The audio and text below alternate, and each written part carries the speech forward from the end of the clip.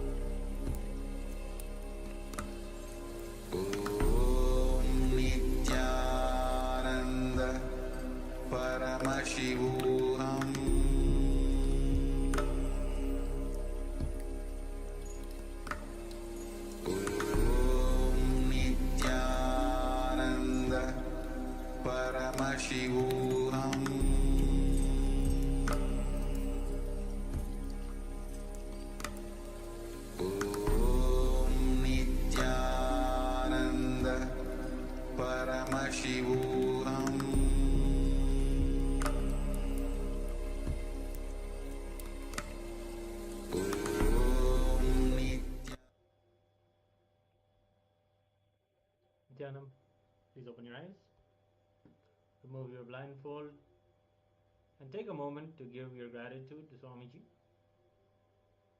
It is the gratitude that is going to help you go further and further into the power manifestation.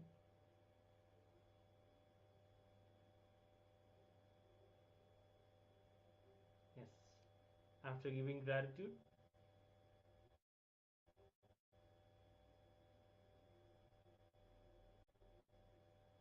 make sure to start sharing whatever you experienced during this round of the power manifestation. Let us know what was revealed to you.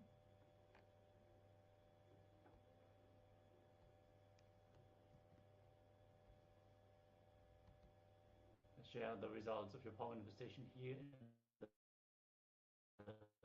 Zoom chat or on from.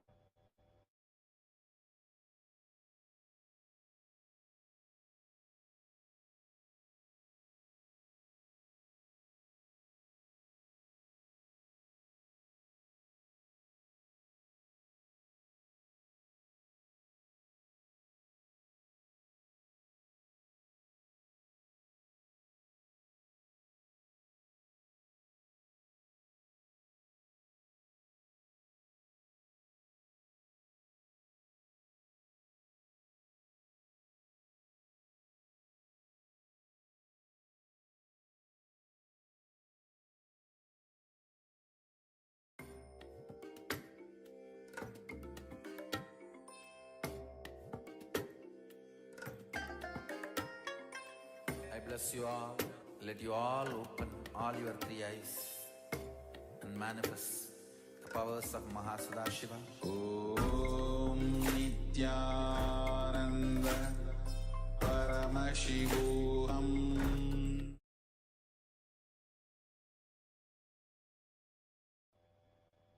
yes, we'll now show you the image.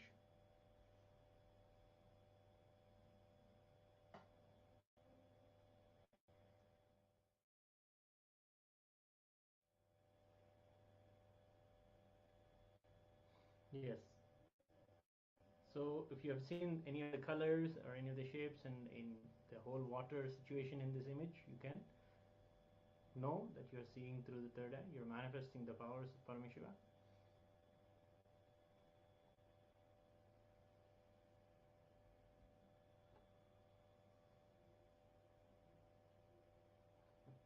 Yes. Make sure to share your experience about the power manifestation in the chat. As always, it's the best way to enrich each other and to celebrate Paramashiva manifesting through all of us as we are getting ready to enter into the first Jnana segment of the day, where we are going to start to learn about the feeling connection. What is feeling connection and how does it express in our lives?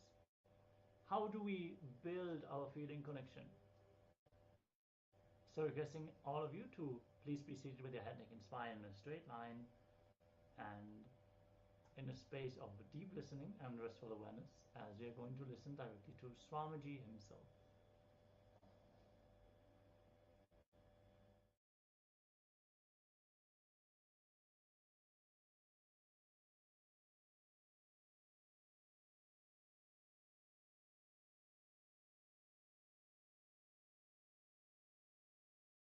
There's a beautiful verse by Siddha from my native place, Idaikadar.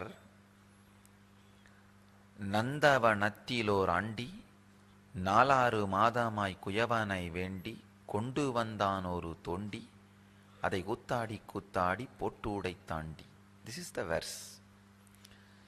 It looks very funny village verse because the literal meaning is there was a gardener and he's a pauper guy. He went to the pot maker, begged for 10 months, 4 plus 6, 10 months, and finally got one pot to pour water for all these plants. After getting the pot, he came to the garden and he was so excited, enamored by that new pot. He started dancing. Oh, I got a pot. With this pot I will pour water and all the plants will grow and we will have a lot of vegetables.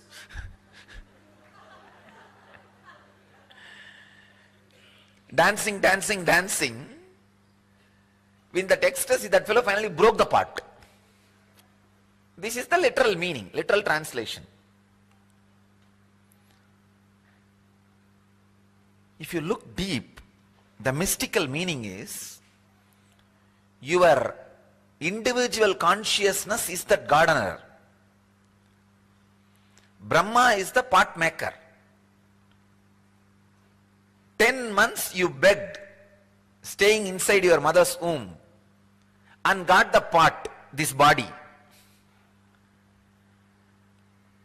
What for? To make a garden.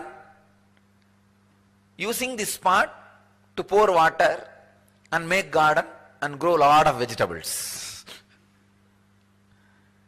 But unfortunately, after landing, you are so excited that you got a body and you jump, oh, I got a body, I got a body, I got a body, and jump around, jump around, jump around. Forgot the prarabdha for which the body is taken. And jumping around in agamya, collecting this, collecting that, here, there, here, there, here, there. Finally, break the pot. Means destroy this body.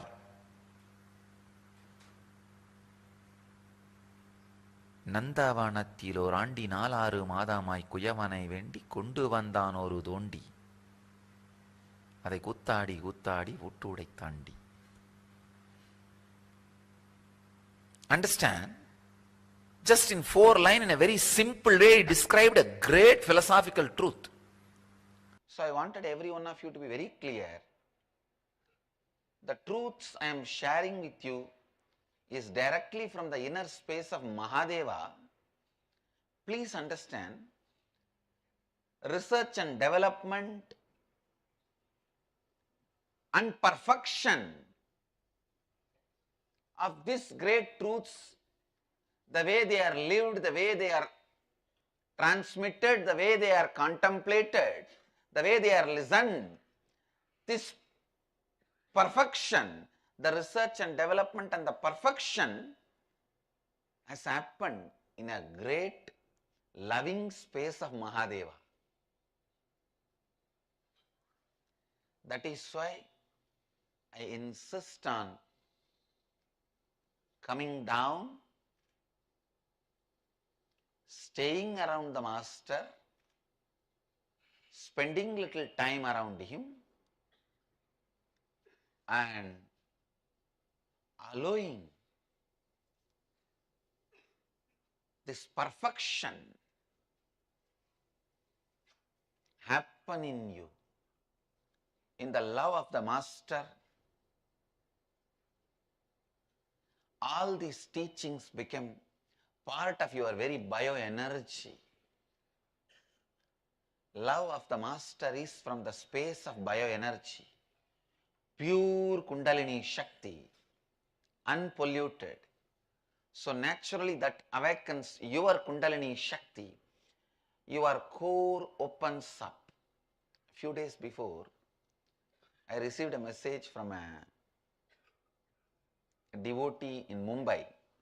In Facebook she writes, I always had tremendous fear to open up to you.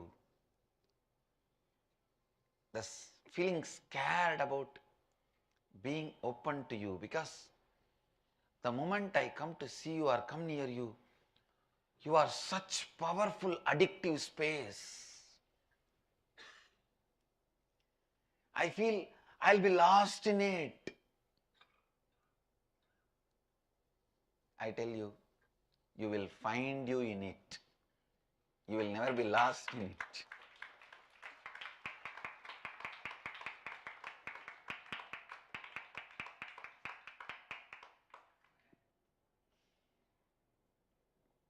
Please understand, when you are afraid of your own core being, you are afraid of the love comes from the core being of the Master.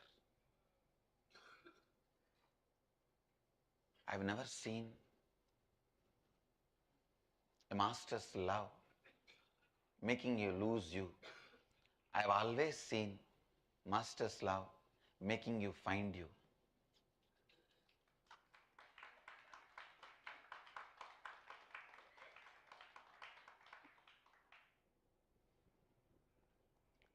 This great truth is perfected in the space of Advaita, in the space of Advaita, in the presence of the Master. Please understand. That is why I insist on coming down and spending time with the Master in the physical presence,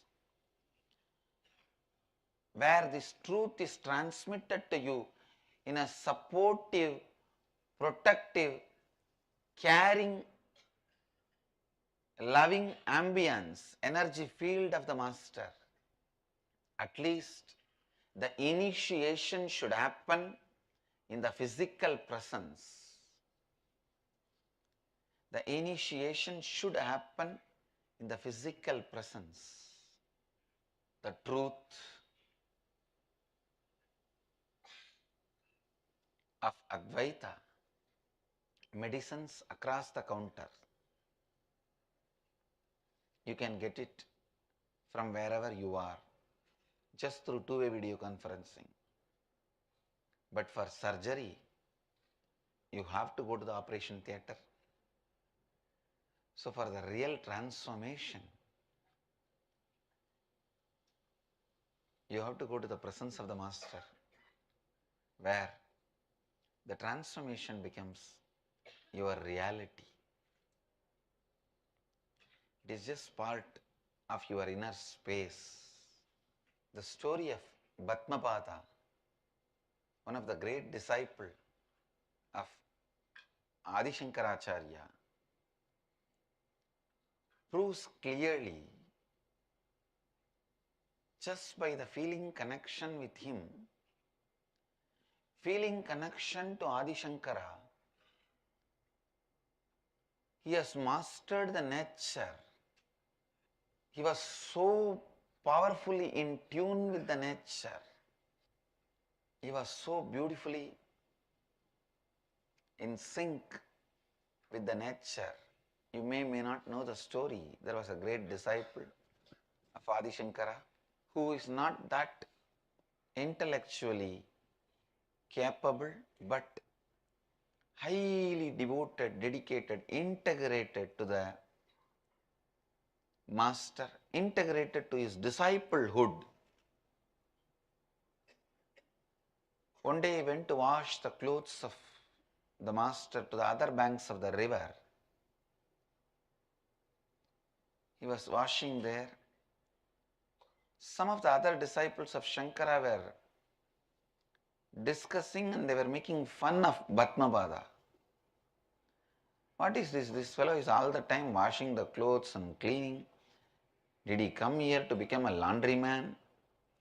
If he is not learning any scriptures and not studying, contemplating, when is he going to get enlightened, master the nature, prakriti, life? Shankara was just laughing. He may be little less capable in intellectual way, but he is an amazing, intelligent being who is doing what needs to be done first, who is putting first things first. Shankara wanted to show this to other disciples. So he just sits up and calls from where he is, Bhatmapada, please come. Actually, he uses the word first time, Bhatmapada. Earlier his name was different. He just calls his disciple. The moment Master called, the disciple forgot everything. He just starts walking on the river. And the river, oh God, now I have to protect him. When somebody is in such a deep space of trust with the whole cosmos, Master is a representation of the whole cosmos. I cannot allow him to suffer, I cannot let him down. So the river just makes lotus flowers and holds his feet wherever he puts his feet. Please understand, lotus will never happen in the river because river is flowing water. It happens only in ponds, stable water. But here, river produces the lotus and holds his feet when he walks and makes him cross the river. Usually, people will be anxious when they cross the river. Maybe first time, a river would have been anxious when a person is crossing the river. That she has to safely reach him the other side. Because every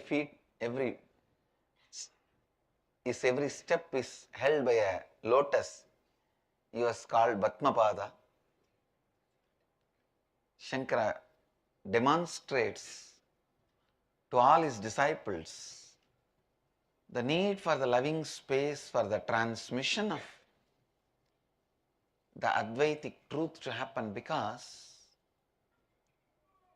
your birth itself has happened when you denied the self, Advaita. Something that deep which is able to make you assume a human body and broken mind can't be transcended unless you trust somebody more than your human body and broken mind. So Master makes himself available for you to experience the completion of the love circle. I myself have seen this great yogi, my teacher, expressing different kinds of powers. Just through sound, he will play whatever he wants. He will take a stone and create a sound as if he is hitting that stone with a hammer. That stone will give way, it will just break. And the same way, he will create a sound as if he is throwing a stone towards a tree, the fruit will fall. Just he will play with the sound and will create a kind of a sound as if dog is inviting, barking, the dog's language, kind of an invitation. The whole surrounding, some 60-70 dogs will gather around him suddenly. And he will create some kind of a sound. The sound which gets converted into smell. Just by sound, he will create a smell. All the snakes in that area will start crawling around him. Kind of a dull smell he will create just by sound. All the snakes in that area will start coming near him. Means extraordinary powers. But he lived a very ordinary life. Very ordinary life. 14 kids. 14 kids. And very ordinary life. Simple life. Just like any householder. One house. And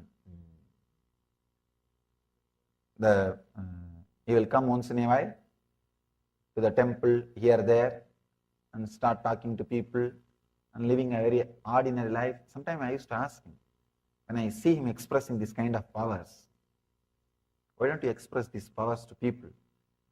You will have a big following. He'll just laugh.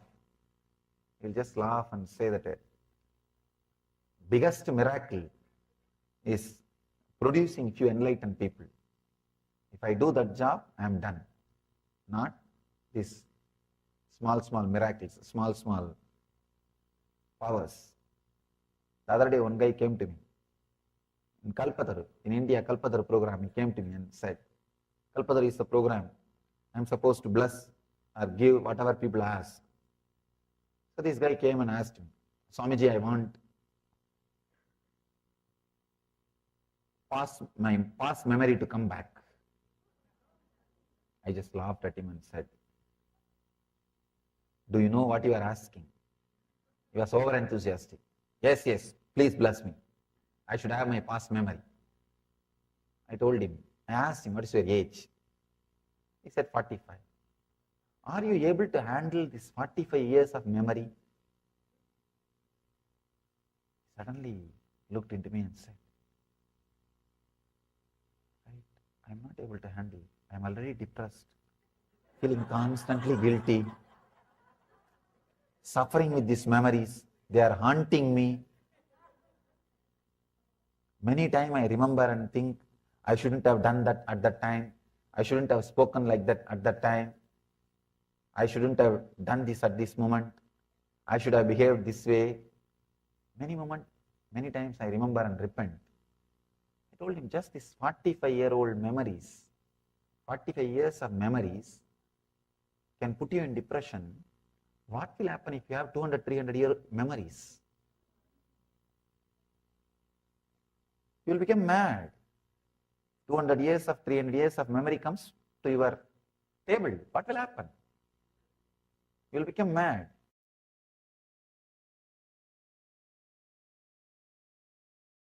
Patanjali says, no, come down, be here. I know the science. The child has experienced what Patanjali says is Ata Yoganusasanam.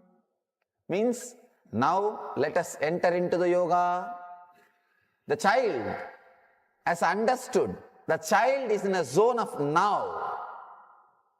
Please understand, he is in this zone now. When you are in that zone now, the connection between you and the master happens straight away.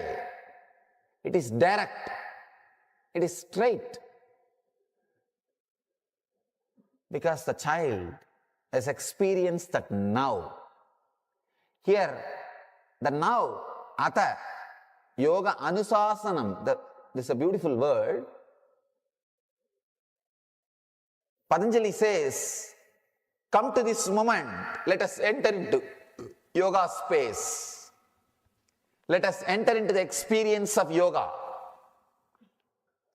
You may ask, why the child was able to get? Why not the mother? Because mother is not in this moment. Child knows very clearly. Child is in this moment. He doesn't know people can tell lies. He doesn't know master can tell a lie. He doesn't know, he doesn't doubt master may tell a lie. He doesn't have any of that kind of doubts.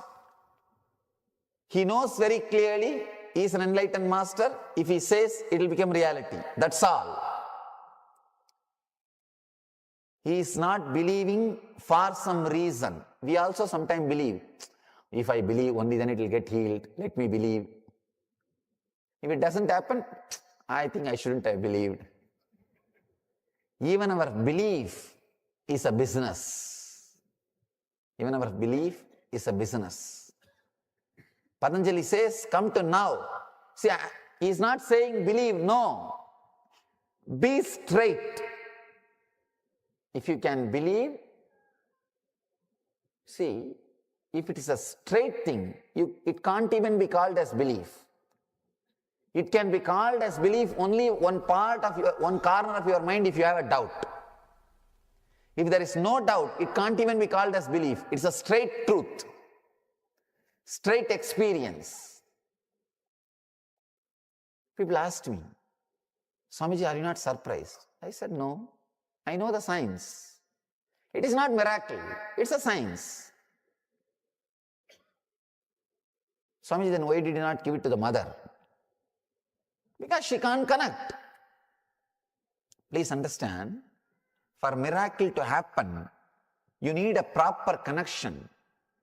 You need a beautiful space to be created. You need a strong feeling connection between the two persons. Only then miracle can happen. If there is a strong feeling connection between two persons, in both consciousness, in both souls, different space will be awakened. For example, when you fall in love with somebody, suddenly a different dimension of you which was unknown to you will be awakened. You will start sacrificing more. You will start becoming more joyful. You will start becoming more sensitive. Many unknown dimensions of your own being will be awakened by the other person. The same way, in other person also you will awaken many dimensions. Beloved is a person who awakens unknown dimensions inside you. When the feeling connection happens, if it happens between two ordinary human beings, the unknown dimensions are awakened. It's called love affair. Please understand, beloved is a person who awakens the dimensions which are inside you but unknown to you. Same way, master is a person who awakens the unknown dimension of enlightenment in you, which was unknown to you. In that small boy, the feeling connection has straightaway happened. He is in the being level. He is neither struggling with intellect nor struggling with emotion. He is straight. His intellect and emotion are parallel lines. Straight. He is connected. The being level connection has happened. So miracles are automatically happening. It is not even done by me. Anything done is a work, not miracle. Anything happens is miracle. It was not done by me. It just happened. Because he is also in the space of now and I am also in the space of now. Understand? When you come to the space of now the yoga can happen inside you. I am already in the space of now. If you can come down, come to now, this moment, the yoga can happen in you. Patanjali says, here now begins yoga. You need to come to this moment.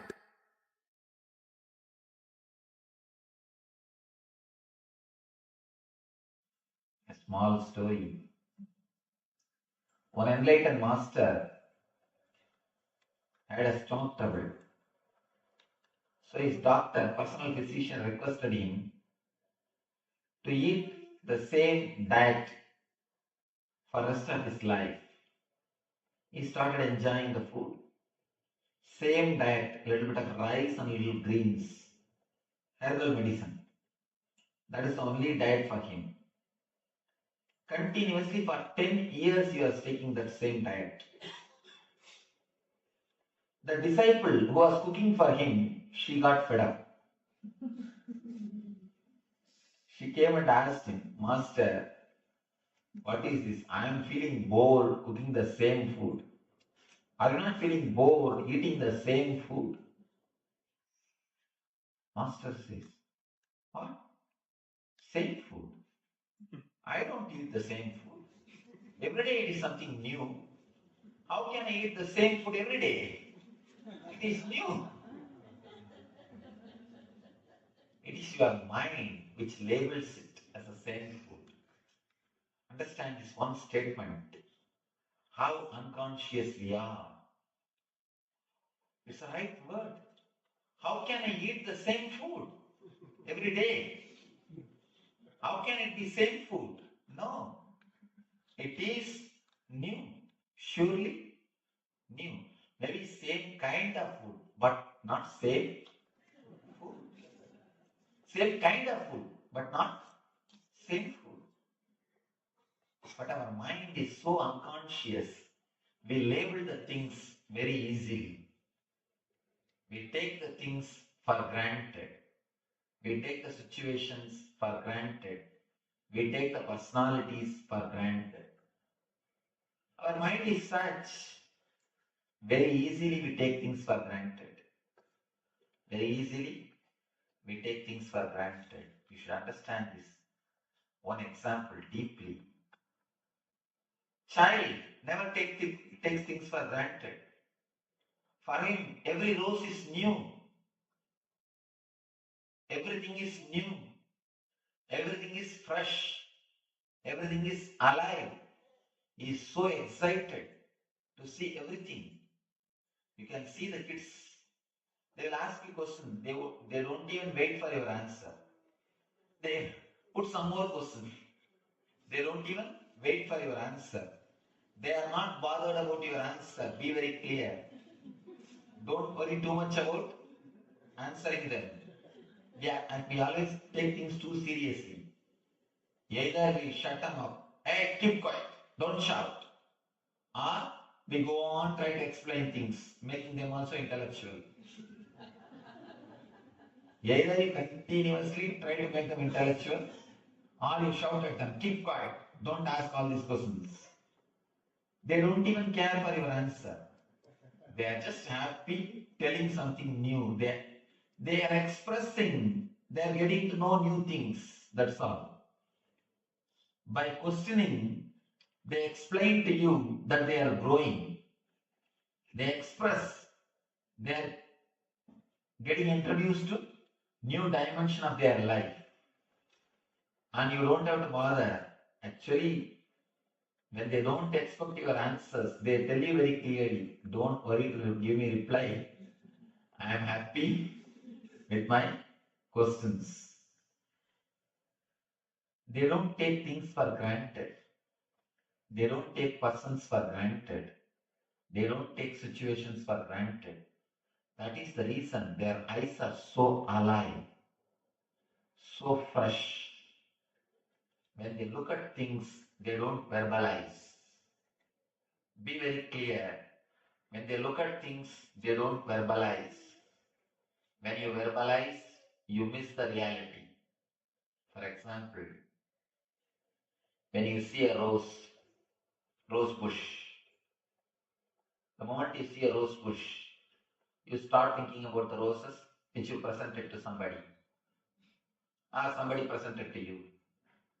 Next, you start thinking about how that person reacted to your roses, or how you reacted for his roses.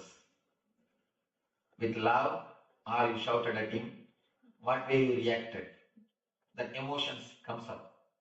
And the memory about that person comes up. And memory about the next person. It goes on, you miss the real rose, which is in front of you. When you start verbalizing, you miss the reality.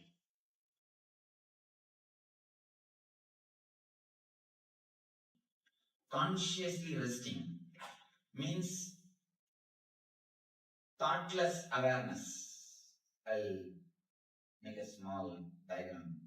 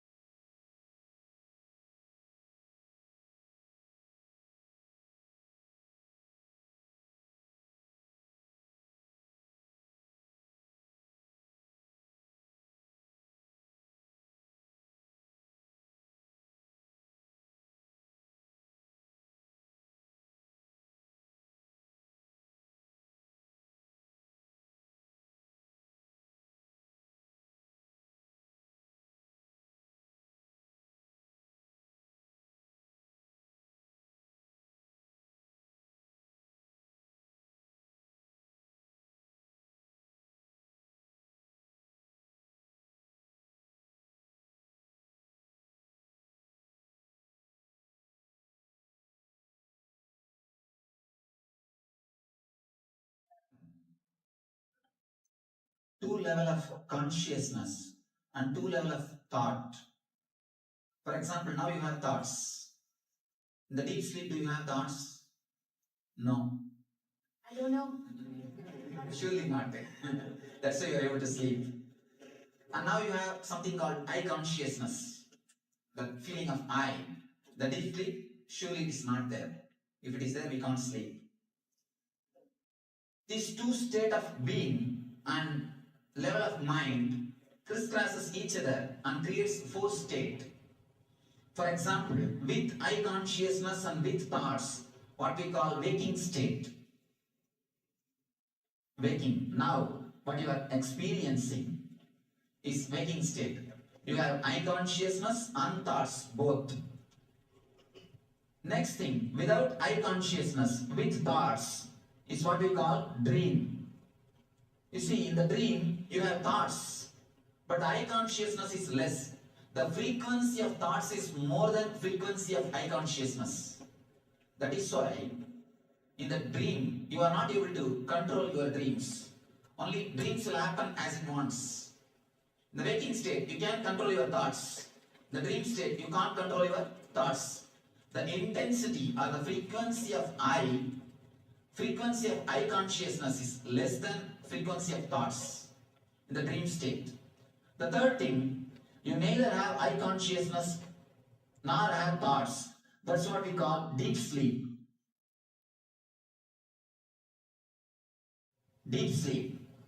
And there's a fourth state which we never experienced. That is what I call intuition or meditation. You have I consciousness but no thoughts. You have I consciousness but no thoughts. This is what I call meditation or intuition, whatever. In Sanskrit, we call it samadhi. You have I consciousness but no thoughts, thoughtless awareness. If we can experience this zone, the fourth state, we can experience the different consciousness, what I call beyond intellect, the bliss or the peace or the intuition, whatever you may name it. We can experience this fourth state with this. See, the practical use of this fourth state is, it can give you so much of creativity, so much of courage, so much of confidence. You can decide spontaneously. Ability to take spontaneous decision is what I call responsibility. The more you are able to decide spontaneously, the more you become responsible. There are so many situations you can't work just with data. There are so many situations that, first of all, data will not be available, or very limited data will be available. You will not be able to have the decisions taken by elders or earlier person. There will be no precedence. So in that type of situations, you need something more than what you call intellect. You need something beyond just your data. You need what I call the thoughtless awareness. If you can experience even the glimpse, not only your life in your office or in your corporate level, even your relationships can totally change. You see, even the relationship failures happen because of our reactive mind. The reactive mind, when I use the word reactive mind, unconscious mind, there are two things. One is collecting all the arguments and then passing judgment. Another one is, your judgment is ready, you just collect arguments to support your judgment. When we are unconscious, when we are instinct, judgment is ready. You just want the arguments to support your judgment. You decide he or she is wrong. Then you go around collecting some arguments to support your judgment. It means you are only working in an instinct level. We are only working in the instinct level. Sometimes the instinct and intuition will look the same. People ask me how to differentiate something. With intuition, you will feel tremendously energetic, alive. with instinct, you will feel you are drained. Whenever you decide without using intellect and feel drained, be very clear, you are working in instinct level. Many times, our anger and other emotions, we just decide instantly. Then we understand, oh, why did I do this? You create guilt. Guilt is the gift from unconsciousness or instinct level decisions. If we can experience this fourth state, what I call meditation, surely we'll be able to harvest the energy which is in our being, which I call intuition. And you can use the equivalent psychological terms. For waking, you can say conscious. For dream, subconscious. Deep sleep, unconscious. Of course, the fourth state, meditation, has no word, because psychology could not go so deep. So they have no word for this meditation. In Sanskrit, we call the waking as Jagrat, dream as Swapna, deep sleep as Sushupti, meditation as Turiya, fourth state. So all you need to experience is this thoughtless awareness. That is what I mean. Consciously resting. Yes. And put this table just to make you understand. There is something called consciously resting. Thoughtless awareness. There is something. You may not have experienced, but there is something. Yes. Where does intuition come from? From you. It can't come from anybody else. Surely only from you. Because we have not experienced that zone, that part, that dimension of our being, we forgot it. There is something called intuition exists. See, for an example, small thing. Somebody asked me in one seminar, Swamiji, many times it happens in my life. When I hear the knock on the door, suddenly I remember some friend's name. When I go and open, the same person is standing. When a phone rings, or when my cell phone rings, suddenly I remember somebody's name, whom I have not seen for 2-3 years. But when I pick up, he is there on the line. And when I am sitting in a party, suddenly I feel that particular person is going to come after a few minutes. That person is there after a few minutes. That person asked me, how it is happening? Many times I experienced this, how it is happening. In that same group, I asked, how many of you have experienced this same thing at least once in your life? More than 70% people raised their hands. Now I can ask, how many of you experienced like this something in your life at least once? Again, you can see more than 70-80%. One thing, if it happens in somebody's life once, we can call this as coincidence. But 70% cannot be coincidence. 80% cannot be coincidence. You understand? There is something more to it. There is a logic behind it. There must be something behind it. We may not be able to know logically, but it is not that there is nothing. See, when you know the logic, you call it as incident. When you don't know, you just call it as coincident. I tell you, there is nothing happens without cause. The planet Earth, nothing can happen without cause. It is always cause and effect. When you know the cause and effect link, you call it as incident. When you don't know, you call it as coincident. So there cannot be anything called coincident. There is something which happens only from you. When this has happened from you, intuition also has to happen only from you. Let me explain how that happens. How you come upon that moments.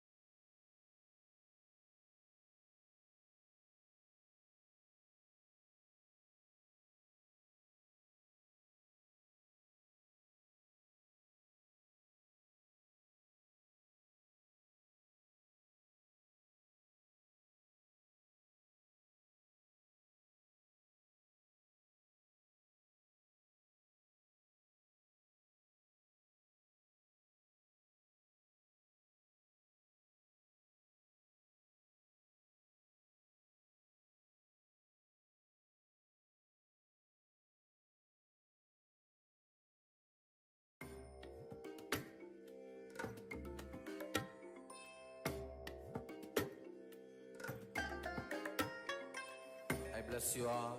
Let you all open all your three eyes and manifest the powers of Mahasudashiva. Om Nithyananda Paramashivoham.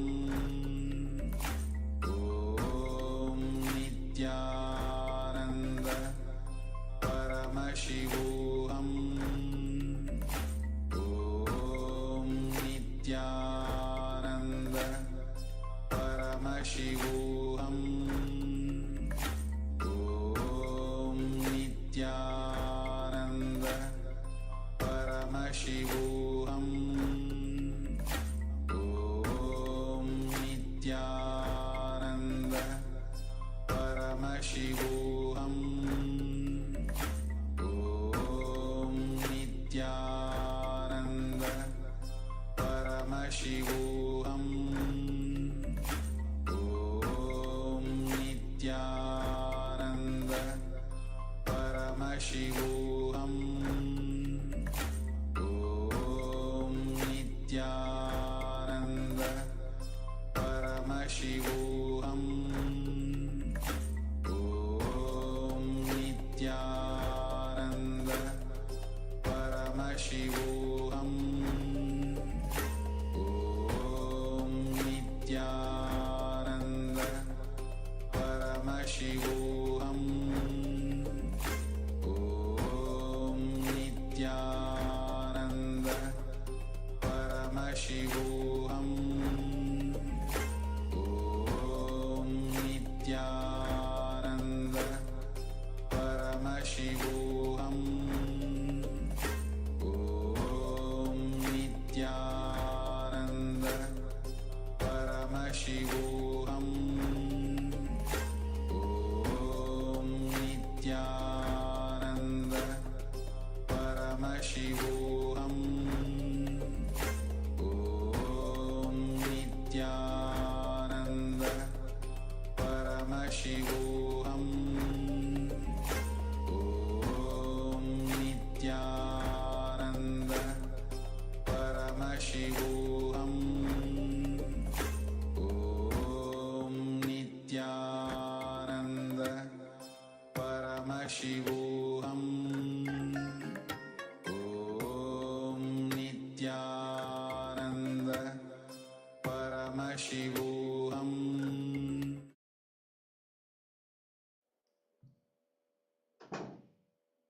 Yes. Beautifully, Swamiji has revealed the deeper insights into feeling connection. How do we build ourselves on the feeling connection? We're now going to enter into the internalization exercise. So requesting all of you to be in a space of listening, and let's get ready. Yes, so we start with a small story.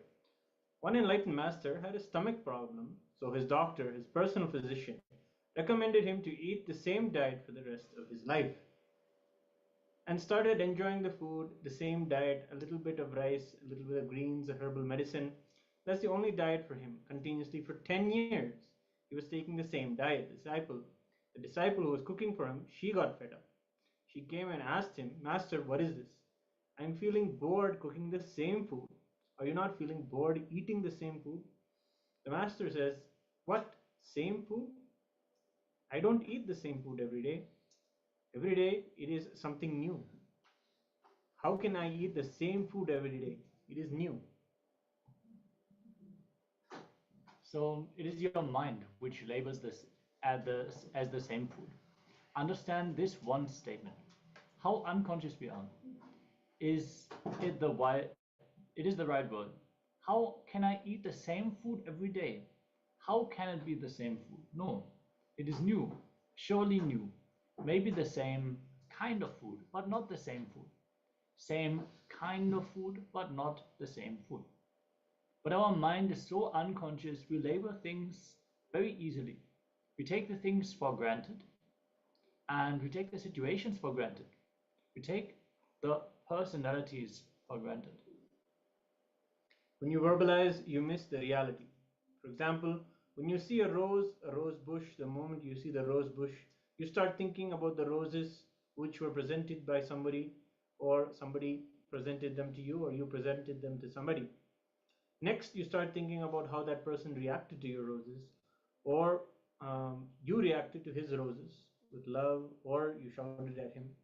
The way you reacted, the emotions that come up, the memory of that person comes up, and the memory about the next person. It goes on and on. You miss the real rose in front of you, which is in front of you, and you just start verbalizing, and you miss the reality. To develop awareness of how often we unconsciously label things, situations, and people, and to cultivate a more mindful approach to everyday experiences, we're now going to be doing an exercise knowing our habits of mind labeling. Choose a recent experience first. Think of a recent experience where you interacted with an object or situation or person. Describe the experience in a few sentences, focusing your initial impressions and reactions. Write this down. It was a meeting yesterday. I labeled my colleague as difficult because she kept interrupting. So this is one label that you put on someone. So this is an example.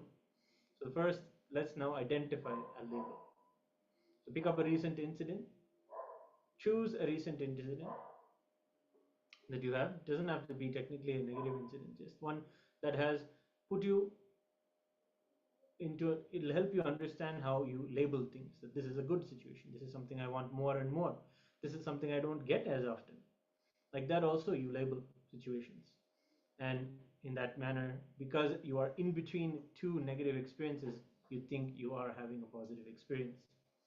So in this way you can also understand and become mindful of your labeling.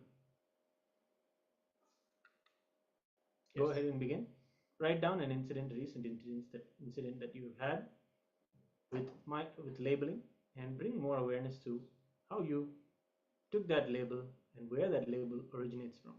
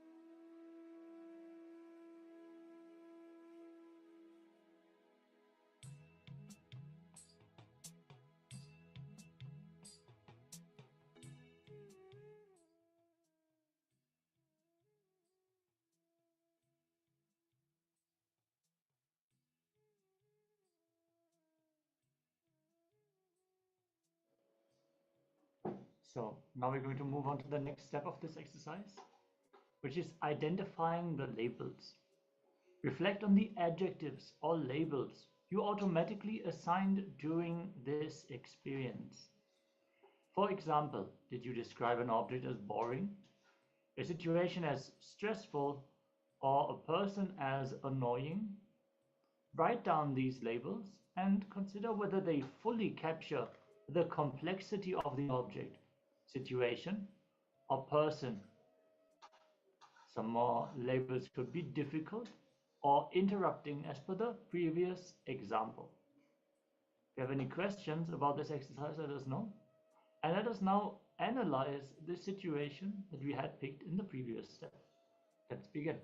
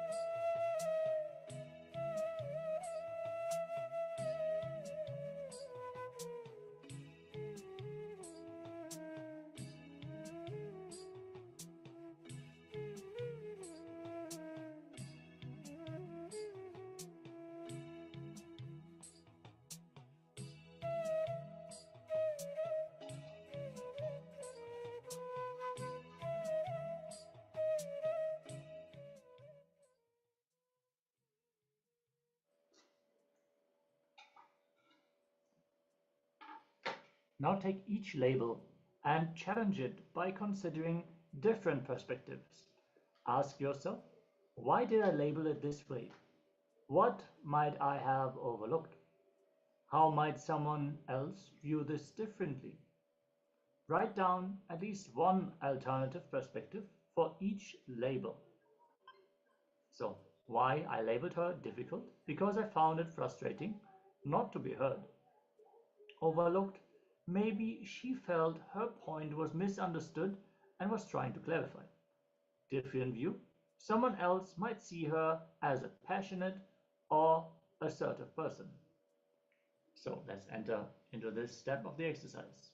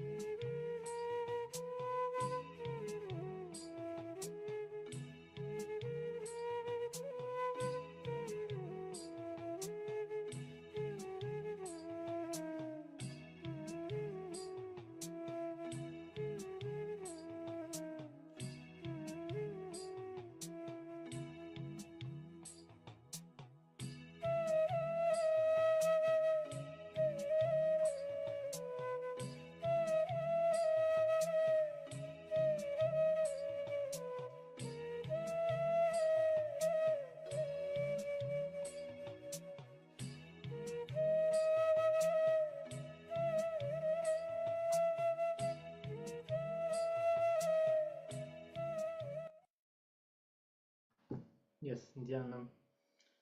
Now that you're ready to challenge yourself, make the declaration now to attend to your labeling in a conscious way so that you will reflect and refrain from doing this active labeling and be mindful about it. Not jump to conclusions and label someone without an understanding about what that person may be going through, what that person may be actually trying to say. Yes.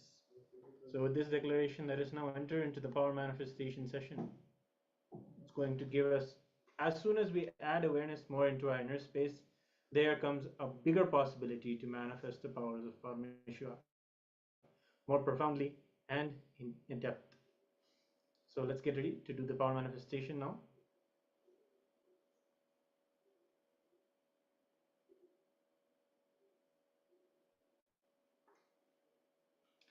Yes, so we'll be getting ready to do the third eye blindfold reading.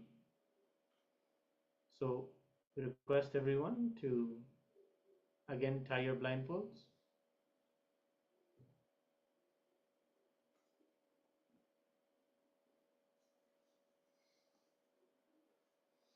Now connect in oneness, remembering Swamiji in your third eye.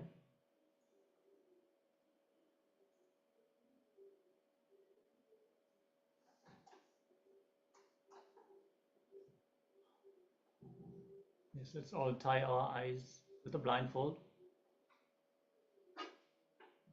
and get ready. Chant the Mahavakya intensely. We'll now chant. Om Nithyananda Paramashivoham. Om Nithyananda Paramashivoham. Om Nithyananda Paramashivoham. Keep vibrating with the Mahavakya and let Swamiji reveal what it is that we are predicting on screen. You're getting ready. If you have not yet tied your eyes, do so now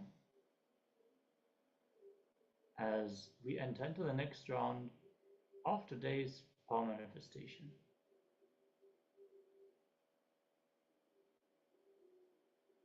The image is now projected on screen. Let's start.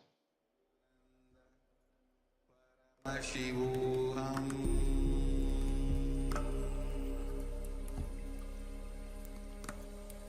Om Nithyananda Paramashivoham.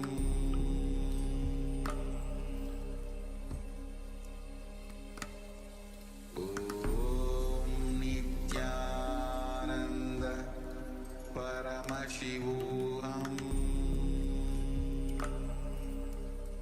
Paramashivoham. Om Nithyananda Paramashivoham.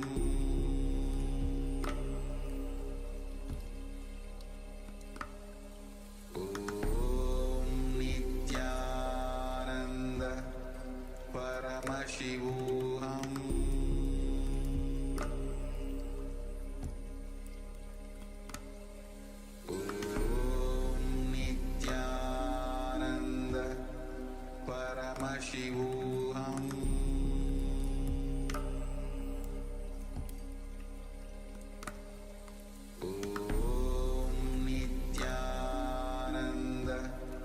Paramashivoham.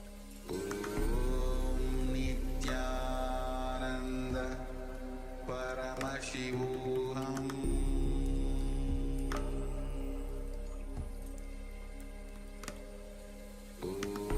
Om Nithyananda Paramashivoham.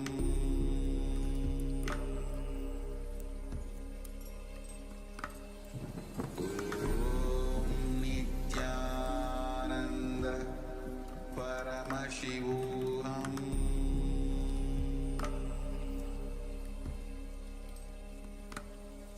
Om Nithyananda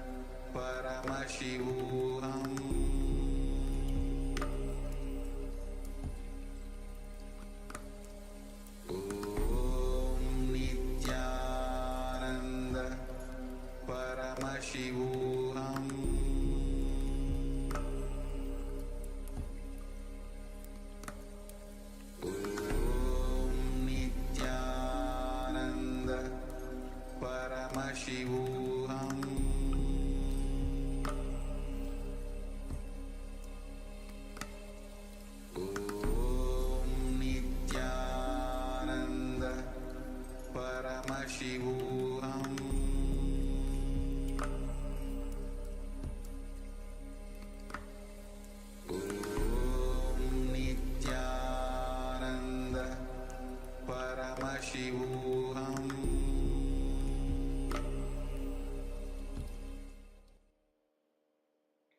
Yes, Nithyanandam. Slowly, you can open your eyes. Please give your gratitude to Swamiji for whatever it is you were shown.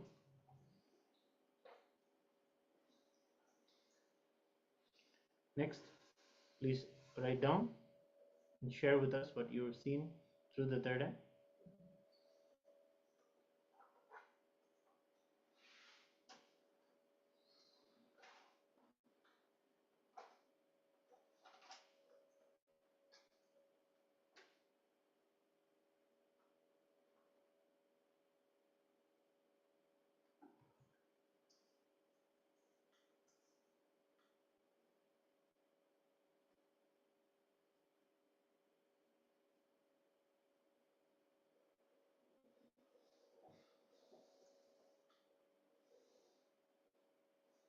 Let's take a few minutes and share whatever was revealed to you through your third eye.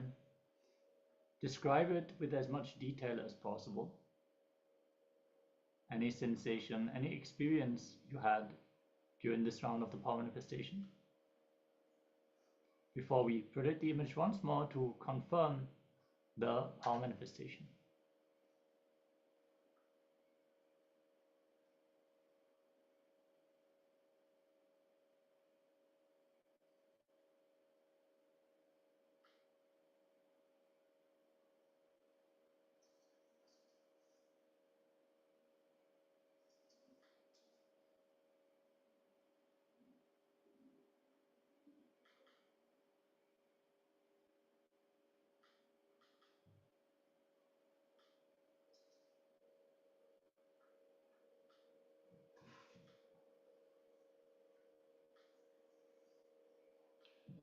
Ananda Gorarupini is sharing she's seen a panda, black and white, green, purple, brown, and tan.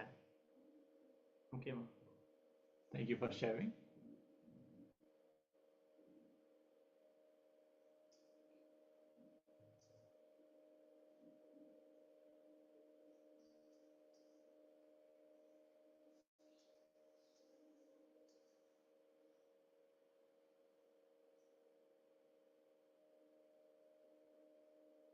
Yes, we'll now show the picture.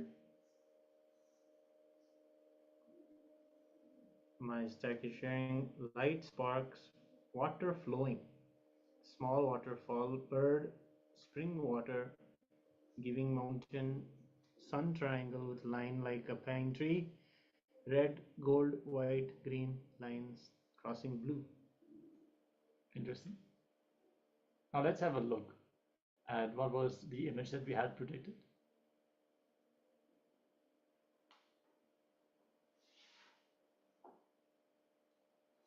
Yes. So this is a image of Yamuna River and Ganga River merging into each other. This is an auspicious place. It is known as Prayag in India, and you can clearly see the different colors of the two rivers. One is a different muddy brown river, and another is a more green river. So those two rivers have different colors, and they merge into each other at the auspicious this point called Prayag. The city itself is called Prayagraj.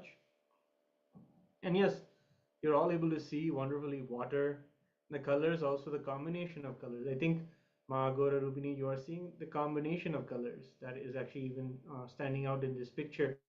The brown river mixing with the green river.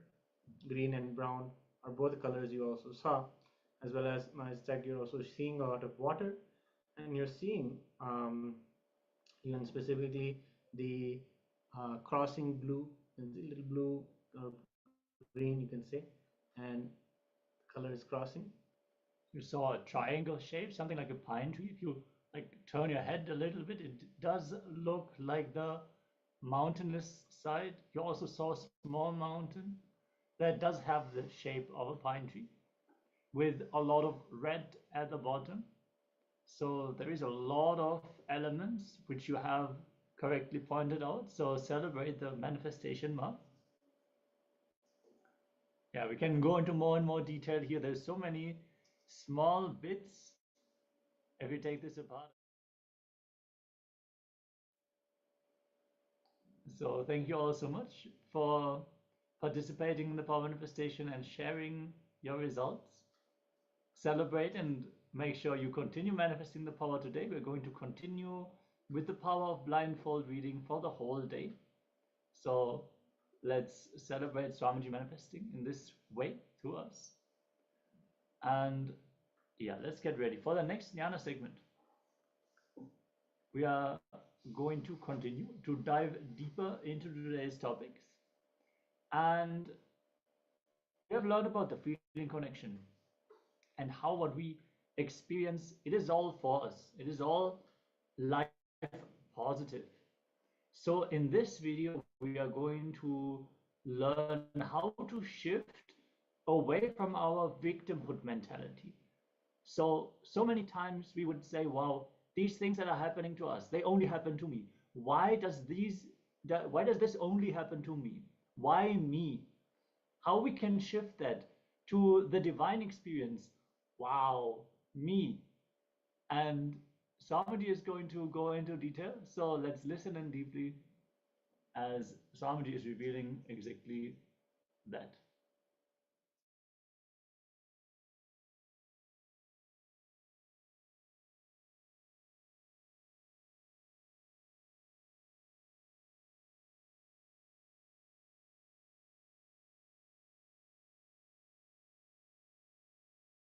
Listen. Every moment, the happening in you means your life. Listen carefully. Life. You may be marching towards your goal to achieve something in the outer world or inner world, or you may be just confused and stuck. Whatever. But life is happening to you. Please understand, even feeling confused and getting stuck is life happening. Sometimes people feel you are not even letting us live in confusion and depression a little bit. Understand? Even confusion and feeling stuck is life happening. Life happening. So, in this happening of life, whenever you change the game, like the rules with which you need to play with matter, if you play it with consciousness, the rules with which you need to play with consciousness, if you play it with matter. I'll give you an example. A ship is very safe, most secured in the port when it is docked. What do you call it? Decked or docked? Docked. Whatever. But it is not created just for that purpose. Understand? If you always decide based on law of life, if the ship is parked or locked in the port, it is very safe, most secured. Yes, no doubt. But the purpose of ship is not just being docked in the port. Law of life is only teaching about the most secure things. Flow of life is exciting, adventurous, innovating, opening up different possibilities.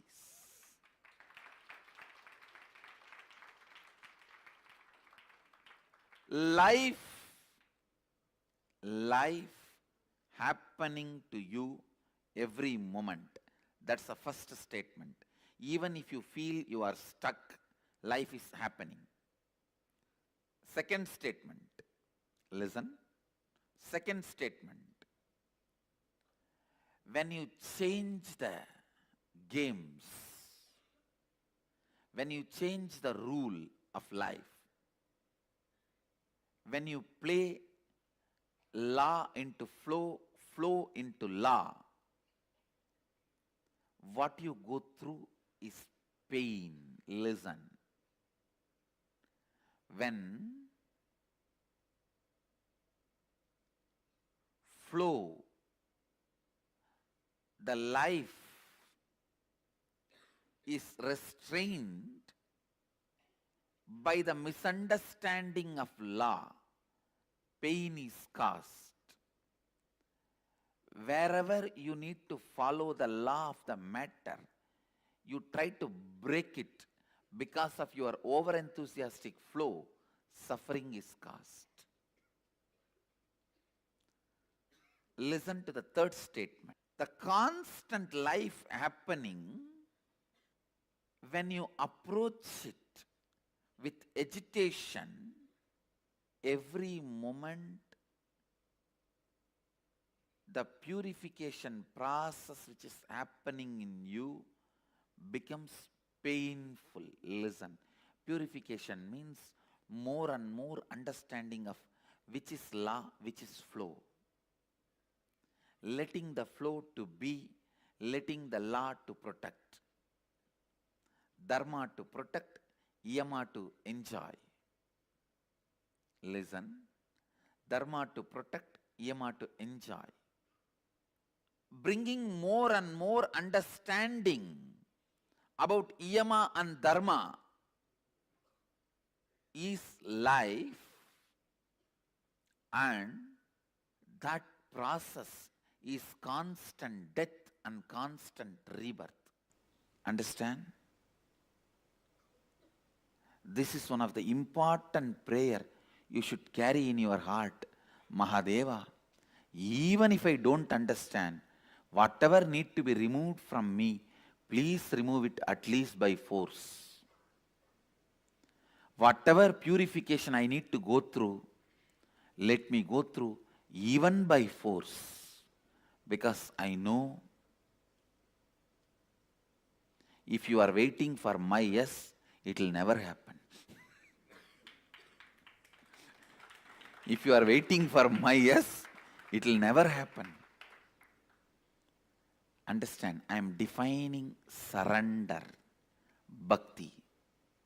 Surrender and bhakti. Giving the GPA, general power of attorney, to Mahadeva, saying whether I understand and appreciate or not, whether I understand or not, appreciate or not, what my life need to go through, how I need to experience the flow of life and law of life in the ultimate intelligence of you, Mahadeva, your third eye.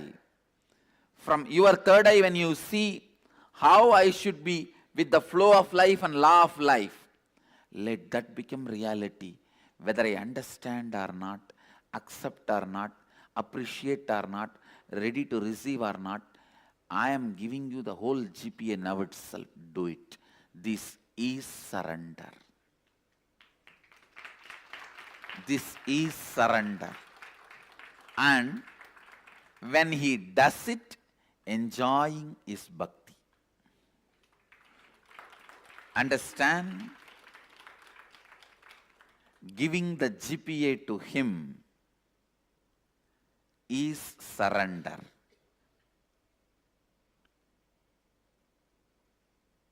And when he does his job, enjoying it is bhakti. That is bhakti. Listen, I feel everyone should carry this truth in the heart as the context of life.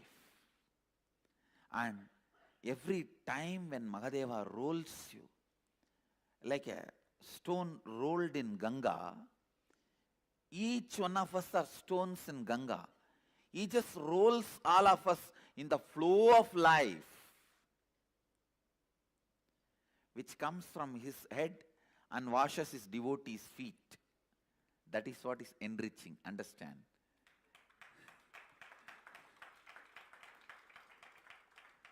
Coming down from enlightenment, Mahadeva Sahasrara is the space of enlightenment.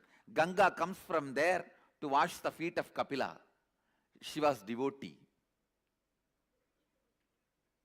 and release people from sins and give them enlightenment. That's the journey of Ganga Mata. That is exactly should be the journey of each one of us. Understand?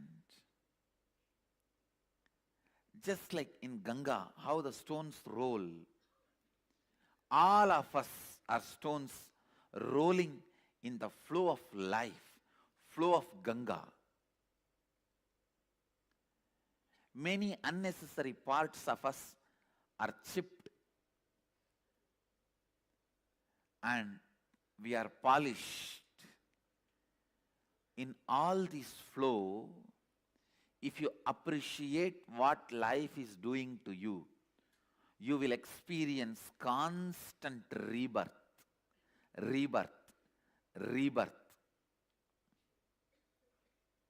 If you don't, you will constantly experience death, death, death. Why me? Is looking at the life as death, then you will see constantly you are only dying. Understand, the most dangerous thing, seeing life as constant death, you will associate yourself with that small pieces of stone which gets chipped off. You will never be worshipped. Associate yourself with the main part which is going to be worshipped as Shiva. That part always feels, wow, I did not do anything. Just life moved me. In the flow, I am polished, cleared. Now I am worshipped as a god. That is what I call Brahmanyam Bahuputratam, the favorite inheritor of the cosmos. Listen, listen, listen. Constantly appreciating life, enjoying life, celebrating life, even when it forcefully removes some part of you from you, even if it removes something physically from you, some persons, some pleasures, some wealth, something which you want, or something which you don't want, or some part of your mind, even if forcibly, when it is removed, celebrating life, appreciating life will make you understand life is a constant rebirth, rebirth, rebirth. Anyone carries the context of life is bliss, is constantly reborn. Understand, this is the greatest gift a guru can give it to disciple. I am giving it to you, take it. This understanding, appreciate life even when you think something is being removed from you forcibly, even you are not able to see the longer vision life has for you. Sometimes you may not be able to see the larger vision life has for you. And don't be a tantrum throwing manager who need to be convinced constantly about the whole vision of a company for you to move even one file from one table to another table. to move one file from another file, one file from one table to another table. If a CEO has to come and sit with you and all directors and constantly remind you the whole vision of a company, you are a tantrum throwing stupid. Maybe once or twice this can be done. After a few days, they only have to decide to carry on without you being part of them. You are forcing that. Same way, even with life. Don't drop the context again and again. Throw tantrum. Don't miss the vision of larger vision of life again and again and throw tantrum. Your tantrums with the life are not going to be responded in any way. Come up, retain, remain with the larger vision of life and appreciate what is being done to you every moment. Many things which you yourself may not renounce is getting renounced, taken away forcibly. Many polishing which you may not do it on your own is getting done naturally. It is all finally for you to be worshipped as Shivalinga. The receiver of the worship is you, I tell you. Man who celebrates life is worshipped. Man who is constantly complaining is worshipping. Who constantly complains, why me, why me, why me?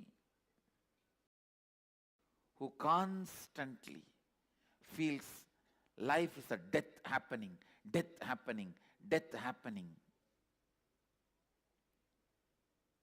Suffocates himself, sees life only as death. Who understands constantly life is rebirth, rebirth, rebirth, rebirth, rebirth, rebirth. Whoever feels constantly life is a rebirth, celebrates life and feels as the favorite inheritor of the cosmos, Brahmanyam Bahuputratam. Brahmanyam Bahuputratam means you have to constantly keep yourself in bliss and carry this context of life is a constant rebirth, not death. You have no right to feel suffering. You are not that small part which is getting chiseled. You are the bigger part which is getting polished. You are not the small part which is getting chiseled, chipped off. You are the bigger part which is getting polished. If you feel you are the small part which is getting chipped off, why me? Why me? Why me? If you feel you are the larger part which is getting polished, wow. Wow, me. Wow, me. Wow, me. Wow, it's me. Wow, it's me.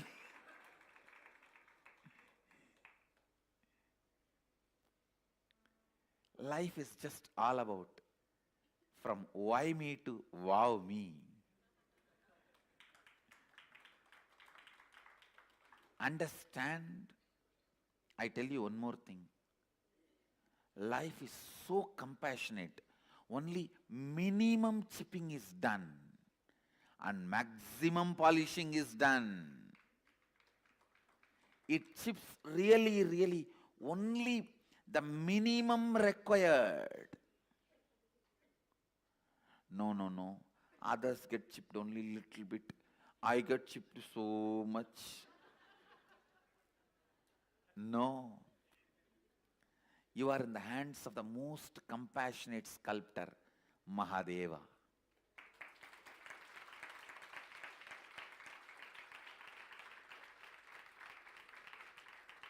Especially when he himself comes as a guru. Some get his land, some get his property, some get his gold, some get his organizations. Whatever, whoever wants, they grab those things with their hands. But to stand without grabbing anything, with folded hands or holding his feet, he picks them up to keep on his shoulder. Understand, blessed are those who get him as Guru. People who grabbed things with their both hands, they won't be having him as Guru. That is the worst punishment. They don't need any other punishment other than not having him as a Guru for their life. Best thing can happen to you has already happened.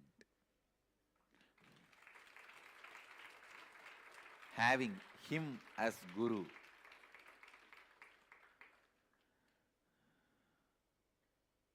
Listen. Listen. The conclusion statement I am making is actually same as first statement, but step by step I have presented how constant death and constant rebirth is perceived by different mental setup. Whoever feels negative with the life feels constant death is happening. Whoever looks at the life with understanding and reverence will feel constant birth is happening.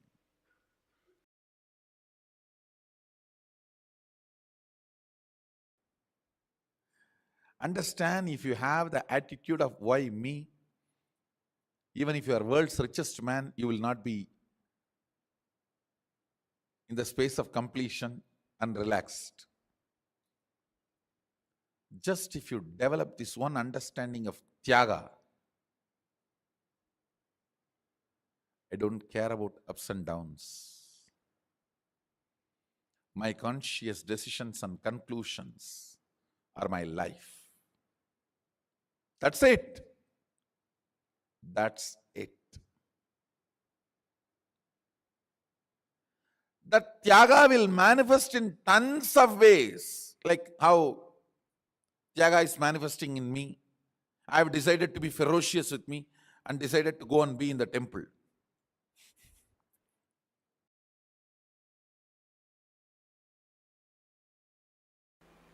Having don't care attitude about the ignorance, or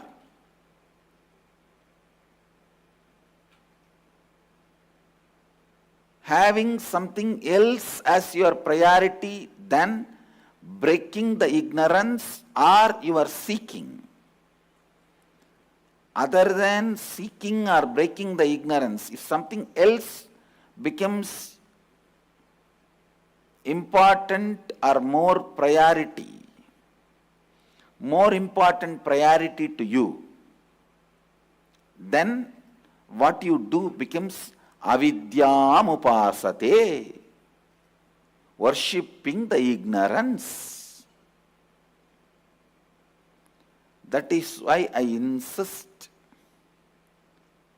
in every situation, let seeking be your first response. Understand? In all the so-called developed countries, they have something called first response team for any crisis, for any accident, natural calamity or terrorist attack. For any crisis, they have something called first response team. Means the ambulance, the paramedical staff and police, the fire engine, bomb squad, people who rush to the scene and respond to the victims first, who try to attend to the crisis first. They are called first response team. I tell you, let seeking be your first response team for your whole life and all the crises of life. Anything, whether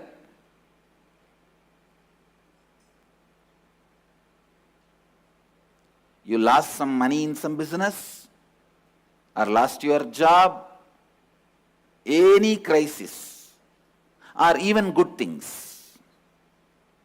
You got married or wife ran away. Now anything can be good, anything can be bad as per the person. I don't know how to define what is good, what is bad. Or you feel like running away with somebody. Whatever it is. I don't want to say what is good, what is bad and all that. But any situation, good or bad, losing or gaining, crisis or peace, joy or pain, suffering or bliss, let seeking become your first response to anything.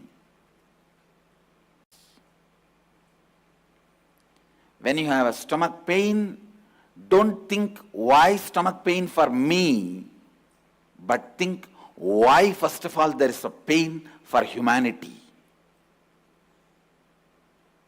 If you think why stomach pain for me, why disease for me, you will only be Buddha.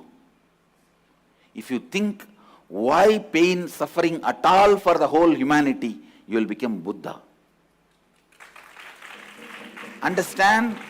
Just Buddha saw the sick person, old person, dead body.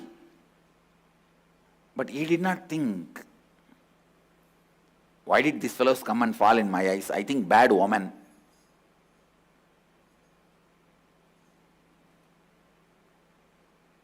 Why did I see these fellows?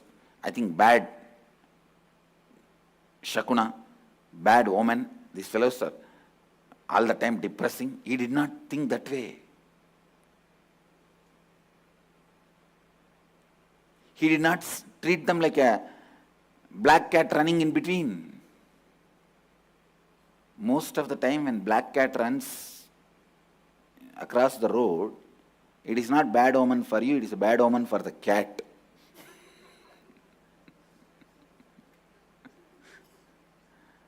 I was looking into this. Actually, almost in all cultures, this cat omen is there. I thought, why? Then I found out the black cats run around only when they don't get basic food.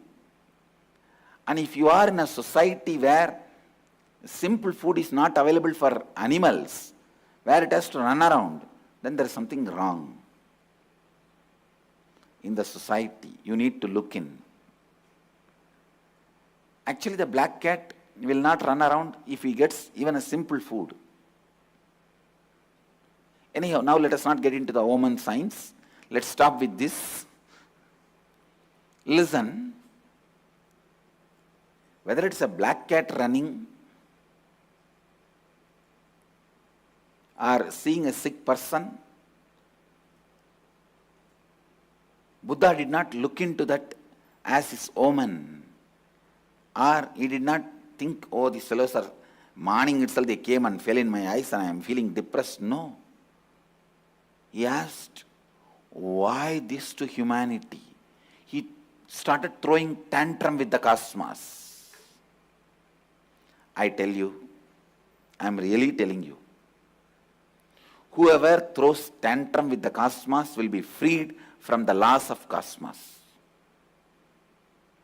I tell you, all the laws and rules of cosmos is only for those stupid fellows who don't know how to throw tantrum with cosmos.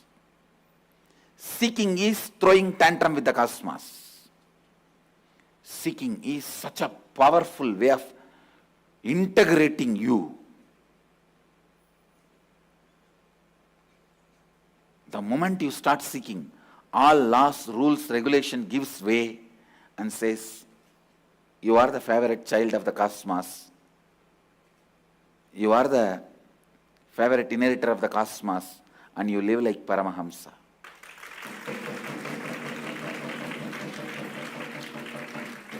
I am telling you, Dharma is for the fellows who are interested in Artha and Kama. If you question Dharma, start seeking the depth of Dharma, why it is. Why? What is it? What is the source of it? How can I go beyond it? If the why can be looked in, if the why can be looked in, with your whole being, if you question why, immediately cosmos frees you from all the laws, rules, regulations. All the laws, all the rules, all the regulations, you become free from it. You become a liberated being, I tell you. If you don't throw tantrum with the cosmic mother, question why, she will let you be in your Maya, delusion. Understand? Delusion is not throwing tantrum. Delusion is not throwing tantrum. If a child is just sleeping or playing with the small toys it has, or eating his candy, or drying on his urine, mother will do her work. She will continue to do her work. She will be engaged. Only if the child decides to throw everything and start screaming, even then she will try to give some better toys, better candy, and try to keep the child in his delusion. But if the child decides, no, I don't want anything, and throws everything and starts throwing tantrum, only then she will come and just lift him up to her lap. Same thing with the cosmos. As long as you are in your delusion and playing with your small toys, candies,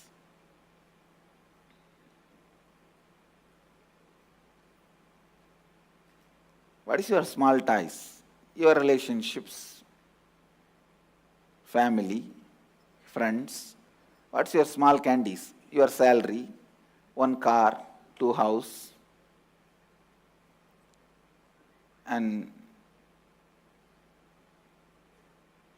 drying on your urine. What is it? Means brooding over your incompletion. No, that is drying on your urine. Kids do. If you are a mother, you know kids do that. Now I explain in a very decent way. Kids actually draw even on the number 2. I went only up to the level of number 1. They do even on number 2.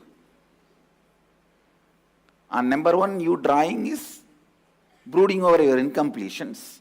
On number 2, drawing is making more and more incompletion out of your old incompletion. So whenever you are brooding over your incompletion, visualize you are drawing on your number 1.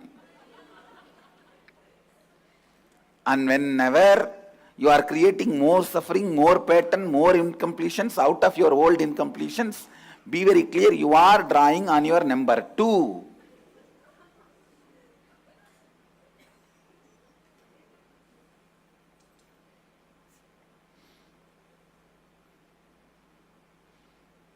And projecting your incompletions on the master and abusing him means you are putting those fingers directly into your mouth. I don't think I need to describe more detailed. And then the cosmic mother will come and give you some more candies. Come on, better salary, better career opportunity, better house, lottery ticket, one extra fitting. She will try to give everything and divert your attention. If you are again back to that, she will say, all right. She will continue with her life. But only when you decide, no, I am really going to look into everything, question everything. What is pain? What is pleasure? What is life? What am I? When you feel pain, let your first response team be seeking. When you feel bliss, let your first response team be seeking. What is this bliss? What is this pleasure? Exactly what happens in me when I am having pleasure. Exactly what happens in me when I am having pain. I tell you, having your first response team as seeking as your first response team is the highest, best security you can get from cosmos.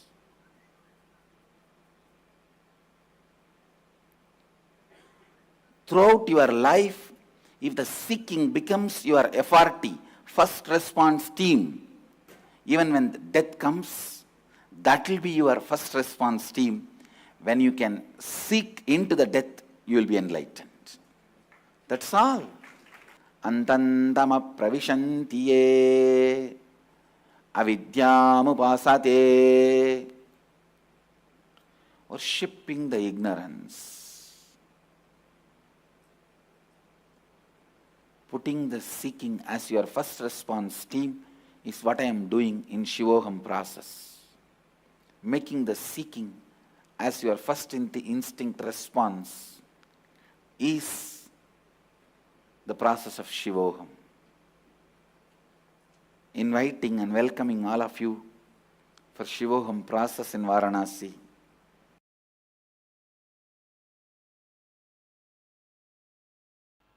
Understand, I want all of you to radiate enlightenment, to radiate Advaita with all its powers and siddhis.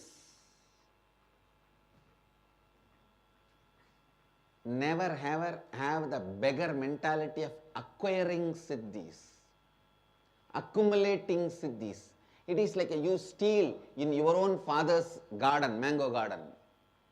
No, you own it. The moment you are my disciple, I tell you, you own the whole cosmos. You are the favorite inheritor of the cosmos. Brahmanyam Bahuputratam.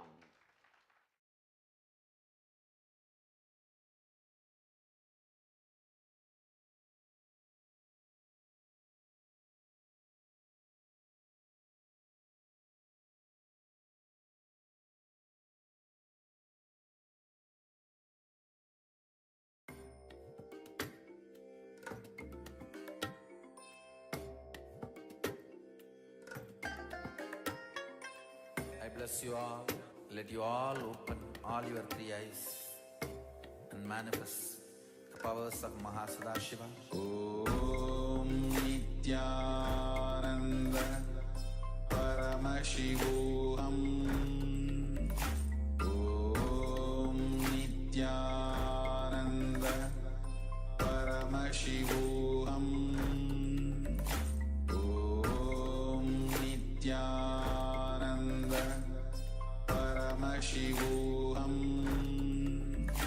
Om Nithyananda Paramashivoham. Om Nithyananda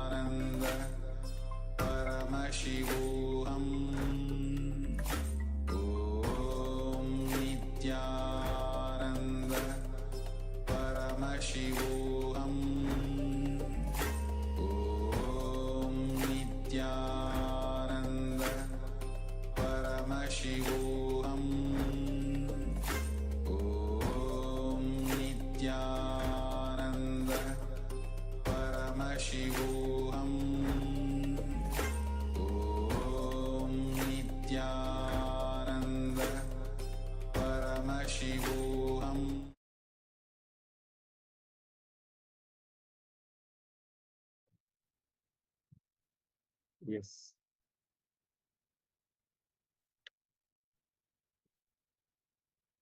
Now we'll enter into the internalized exercise.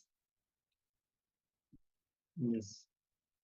So beautifully, Swamiji shared about the how we feel, wow, me in our life. So now we're moving on to the internalization exercise. So before going to the exercise, what Swamiji has revealed, we'll remember and internalize once more. Yes. So, and he's sharing life, life happening to us every moment. That is the first statement. Even if you feel you are stuck, life is happening. So, anyone carries the context of life is bliss. Means he is constantly reborn. So, understand this is the greatest gift any guru can give it to disciples. So, I am giving it to you, take it. So, this is a message from Paramashiva to everyone. So we have to remember that life is happening every moment. Even we feel we are stuck, we feel low,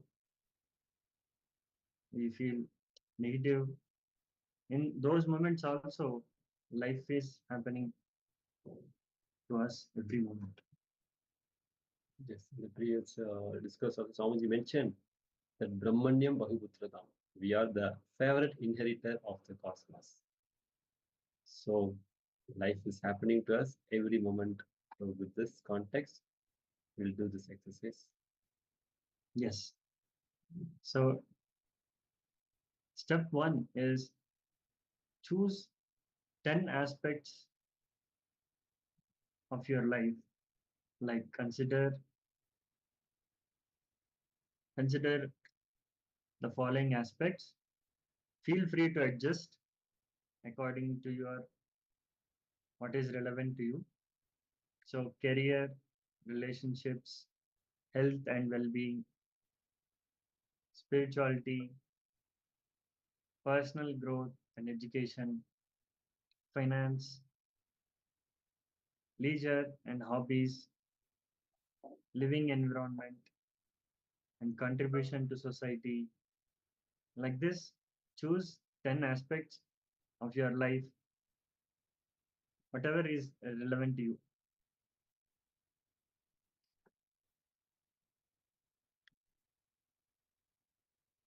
So first write down those aspects, and then next we are going to reflect on each aspect. For each aspect, take a moment to reflect on the following questions. So there are questions.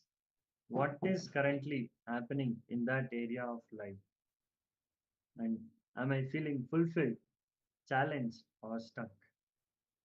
So are there any pains or difficulties? If so, what is the root cause of it? And what brings me joy in this aspect? And how would I like to see this area of my life evolve? So in each aspect, we are going to write down these all 5 questions. So first, let's write 10 aspects of our life, and then we move on to the next step.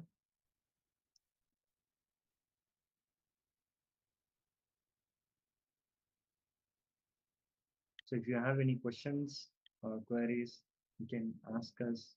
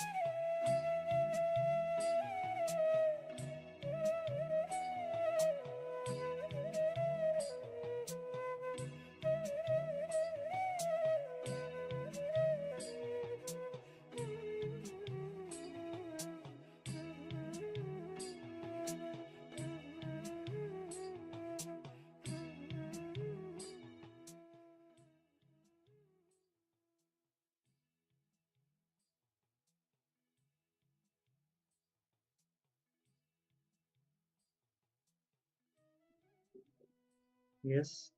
So I hope everyone are done with the writing. We need more time. Please mention.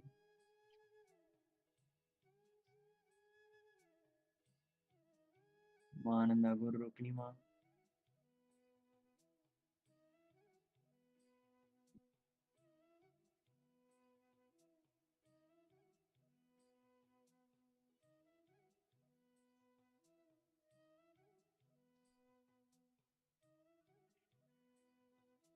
You all done with this step?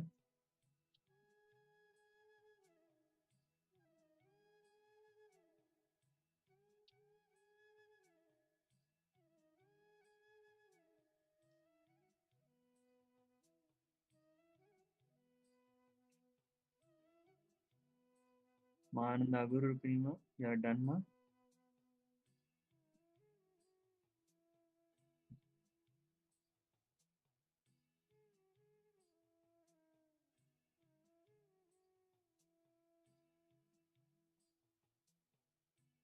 5 minutes you want.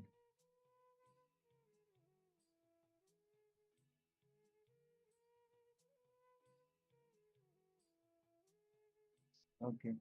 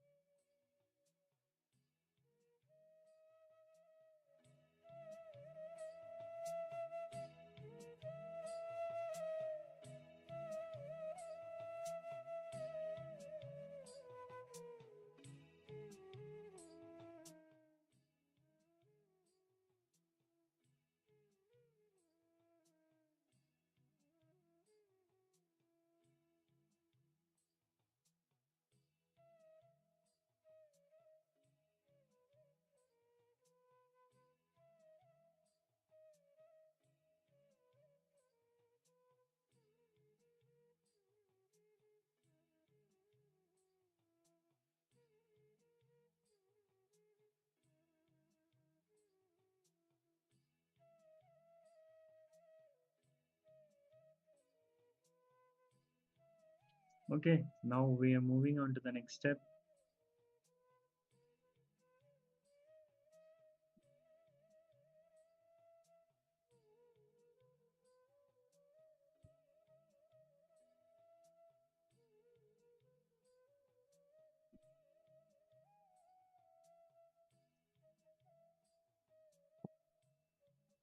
If you need, you can take a screenshot, ma.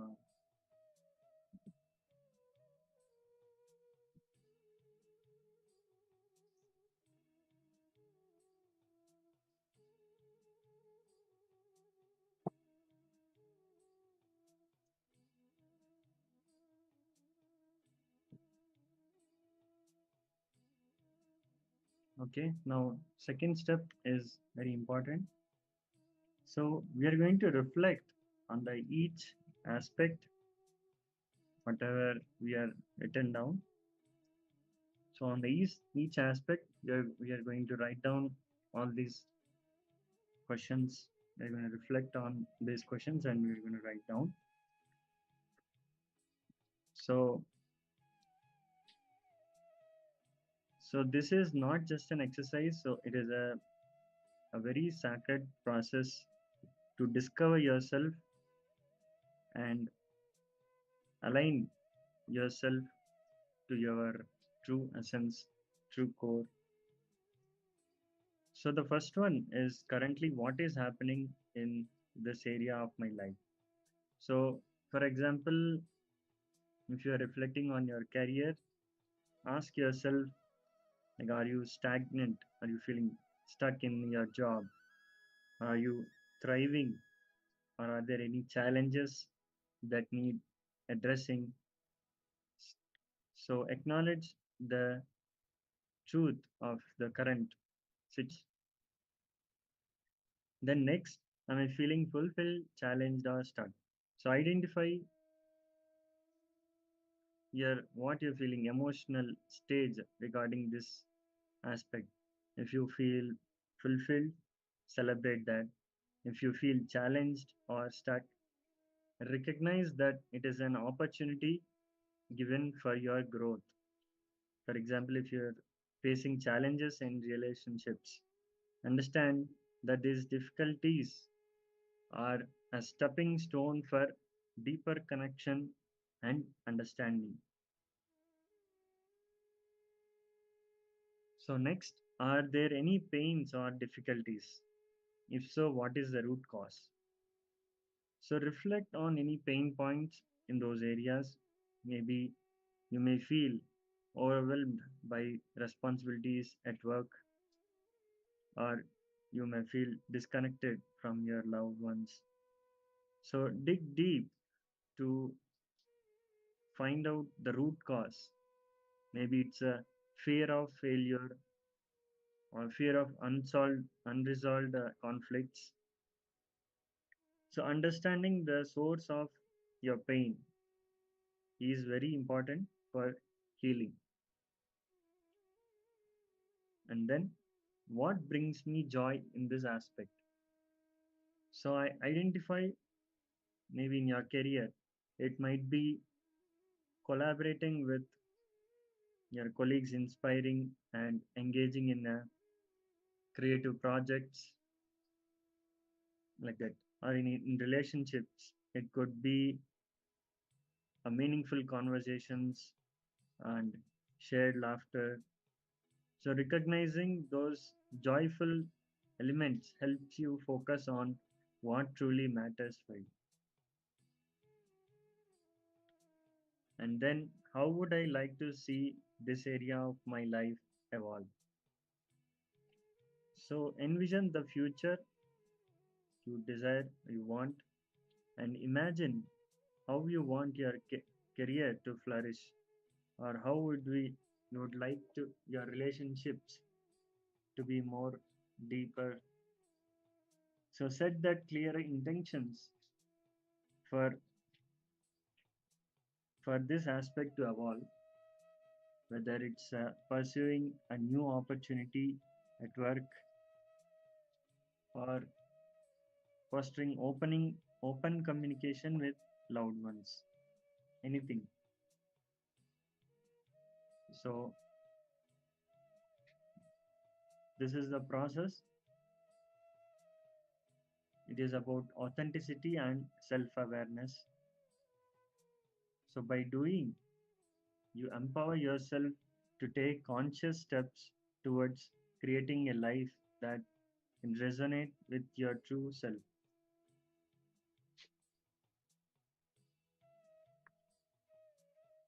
So let's do this process and then we'll move on to the next step. Ma Guru Rukni ma, are you able to understand ma? Nithyanandam, if you are able to understand, give thumbs up ma.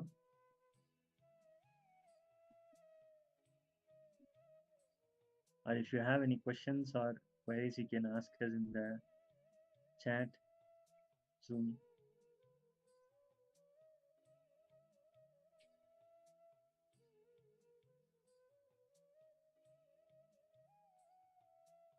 This is for everyone.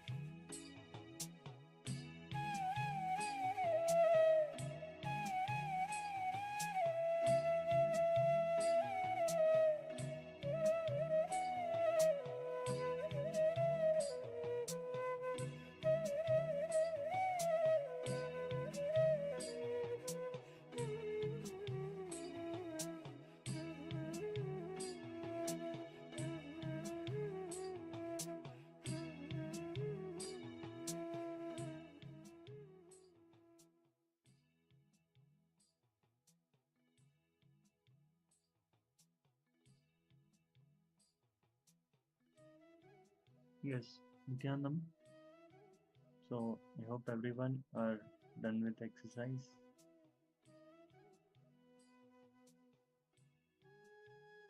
Malicia has sent a message.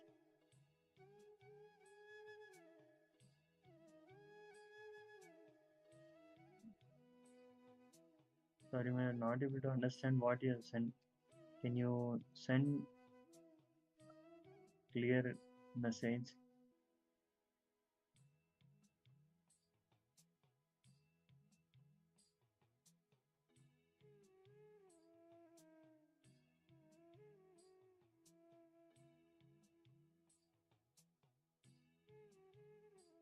And all others, are you done with the exercise?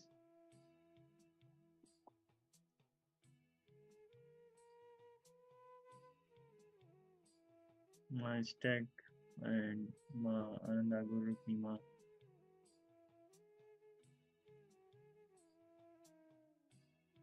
I request all the participants to switch on the cameras. Lisi Wang Ma, Shobana Saxena, John A. Han, even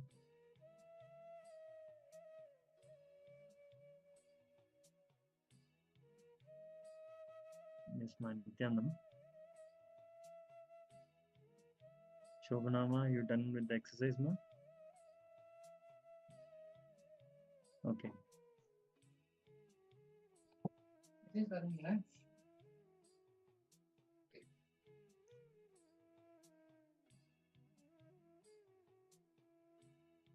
Okay, ma. Lisi Wang Ma,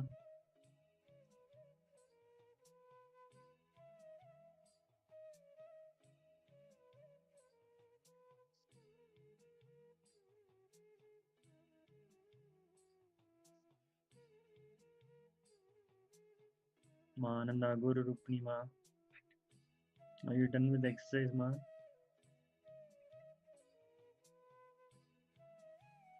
One more time.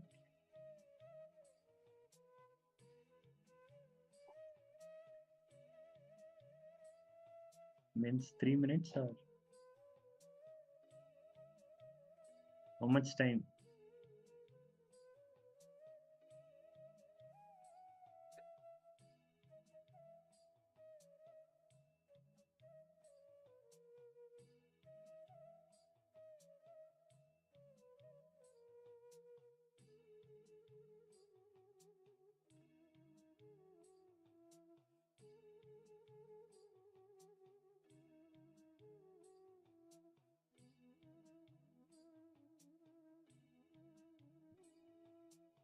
Yes, so we need to move on to the next step, next segment. So I request all the participants to finish this.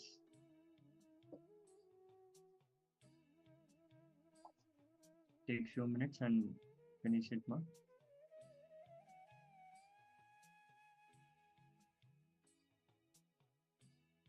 My stack, are you done, ma?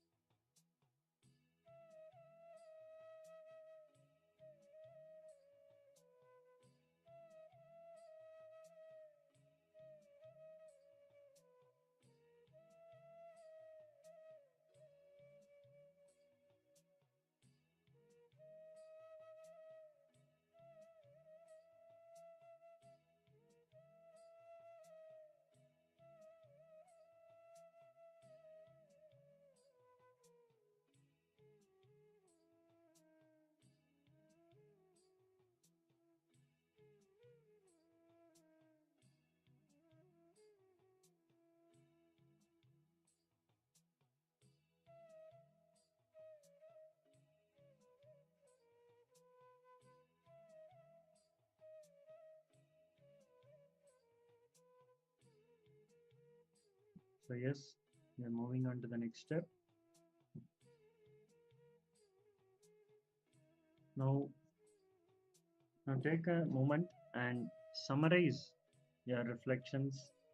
Consider any insights or actions you can take based on your reflections, like what you have learned about yourself and the aspects of your life. So this reflection can lead to a deeper insights about where you find joy and where you may experience pain or dissatisfaction. Acknowledge that life is always in motion and each moment holds the potential for transformation. So when there is a pain, look at that and ask why? Why this? We need to understand when we have a stomach pain, don't think why stomach pain for me, but think why, first of all, there is a pain for humanity. If you think why stomach pain for me, why disease for me, you will be only Buddha. If you think why pain, suffering at all for whole humanity, you will become Buddha. So that is an example from Buddha. Just Gautam Buddha saw the sick person, an old person, dead body, but he didn't think, why did these fellows come and fall in my eyes? I think I'm a bad omen. No. Why did I see these fellows? No. He asked, why this to humanity? He started throwing tantrum with the cosmos. So whoever throws tantrum with the cosmos will be freed from the laws of cosmos.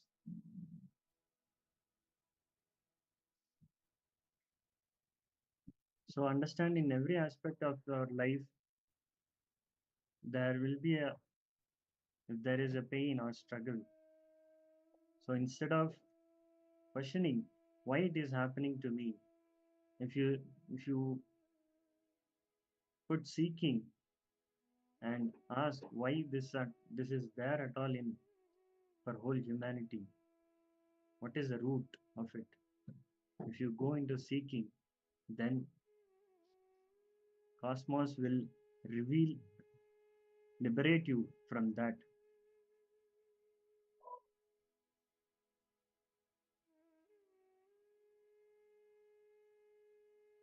So cosmos will reveal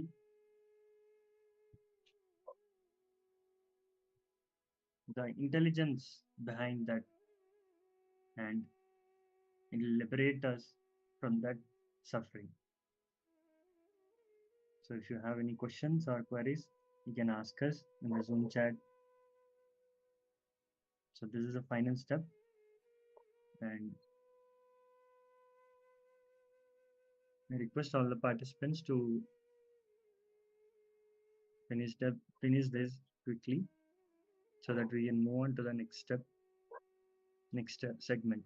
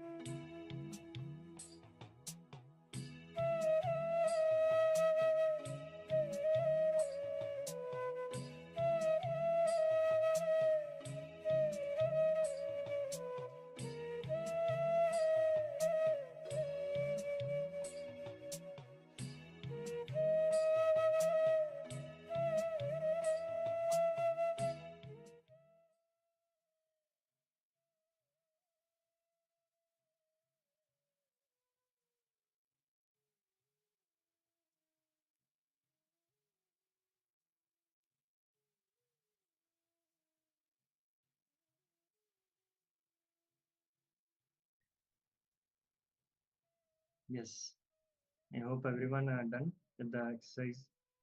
So now, with this powerful understanding, so we move on to the next segment. So now we are going to do the power manifestation.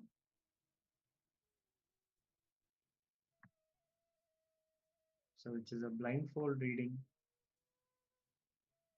So I request all the participants to get the blindfold and put on the blindfold and sit in a comfortable position with head, neck, spine in a straight line.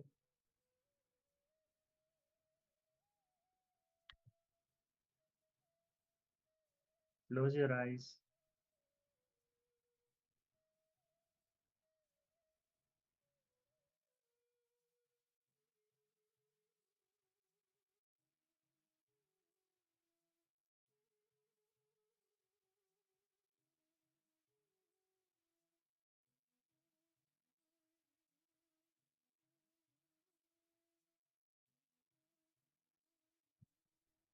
And start chanting the Mahavakya.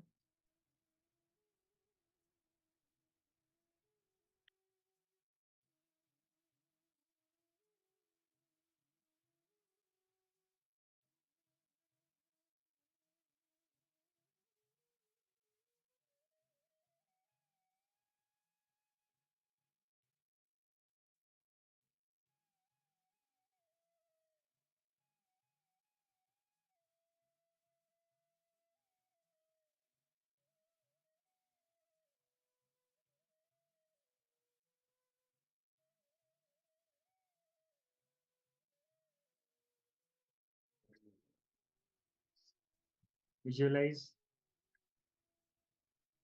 Swamiji in your third eye and ask Swamiji to show what has been projected.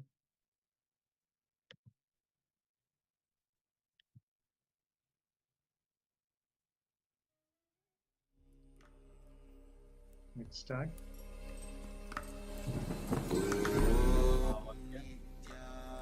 Nithyananda Paramashivoham.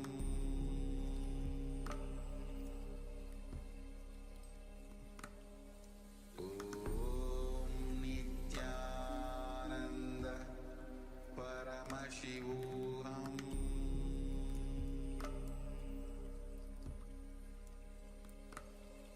Om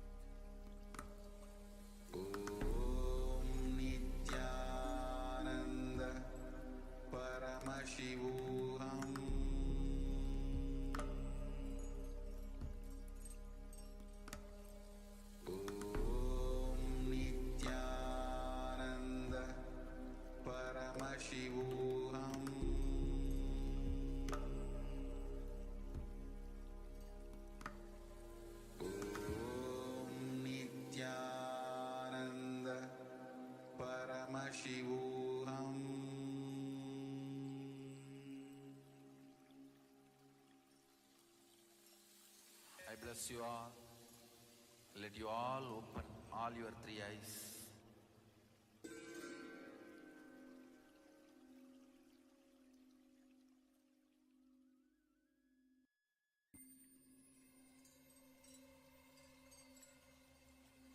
I welcome you all with my love and respect.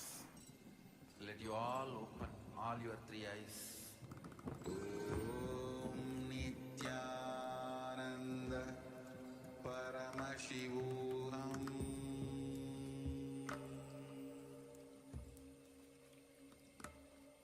Om Nithyananda Paramashivoham.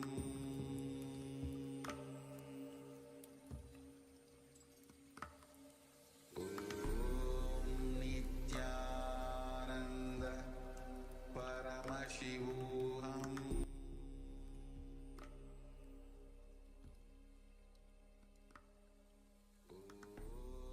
Nithyananda Paramashivoham.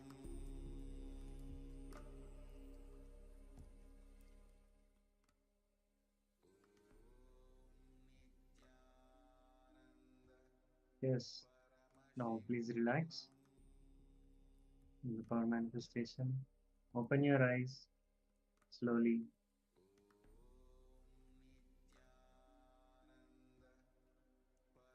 So please note down what has been revealed to you in the third eye before we reveal the image which we have projected.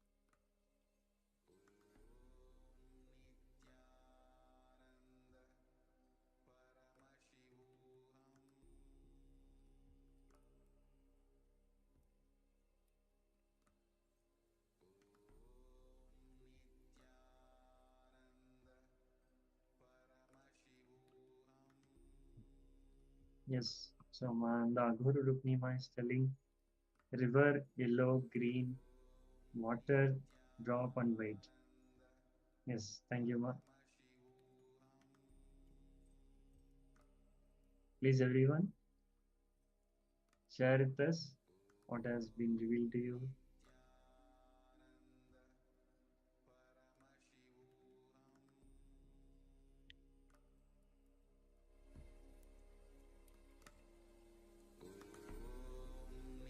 Nithyananda Paramashivoham.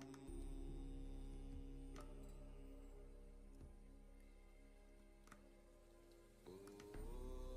Nithyananda Paramashivoham.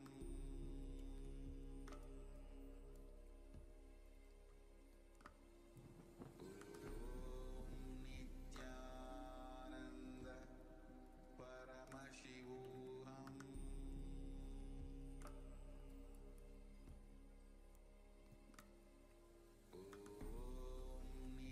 Yes, so now we are going to project the image. So it is batteries, small batteries and two are big batteries with a white background, and it has a black color and some orange color. So white, orange.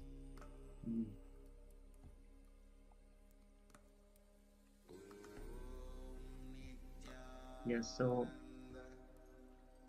even if you don't manifest, or even if you didn't get correct result, please don't worry.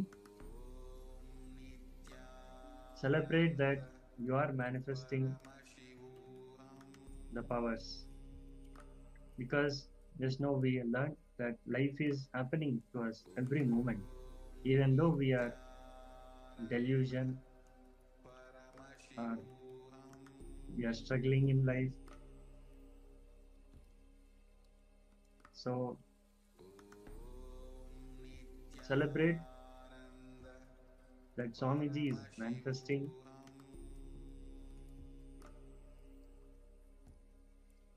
and have a gratitude towards Swamiji. So now that we are going on to the next segment. Now the Supreme Pontiff of Hinduism is going to share with us about the I and mind. So where we feel ourselves in our true core is I, and we always put the mind as I. Like if you have a fever, you'll say I have a fever, not that my body is having fever. So this body is mine, but I am the consciousness, pure consciousness, Paramashivoham. So we always get confused between these two. So Swamiji now is going to give the deeper truths and powerful understanding about the I and mind. So let's come back to the space of listening.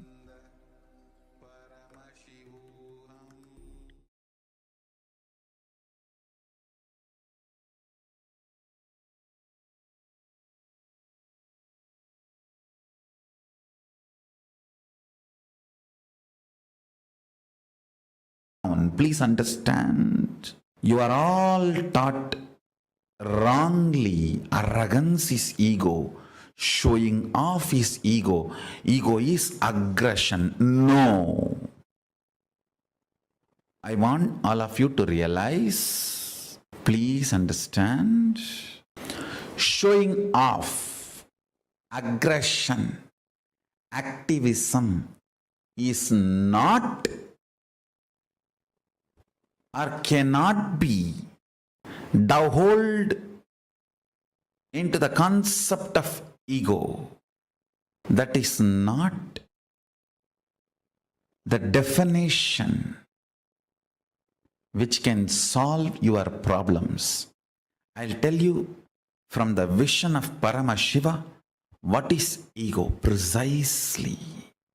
Ego is self-beating mechanism, the stick with which you constantly beat yourself, put you down through your self-doubt, self-hatred, self-denial. Constant SDHD bonding gum is what I call lust, and the frequency with which you use that is ego. Lust is a power which connects all your SDHD and keeps it alive. One thing you need to understand, you forget so many wonderful things, but why you don't forget your self-doubt, self-hatred, self-denial? So many amazing experiences in your life you forget. Amazing spiritual experiences are forgotten. Spiritual powerful cognitions are forgotten. Spiritual realizations are forgotten. But the SDHD is remembered so strongly. Second, please understand, the first shade of the lust is remembering SDHD. SDHD being kept alive and active. Second important thing, the identity I is not the source of mine, but mine is the source of I. This delusion Listen carefully.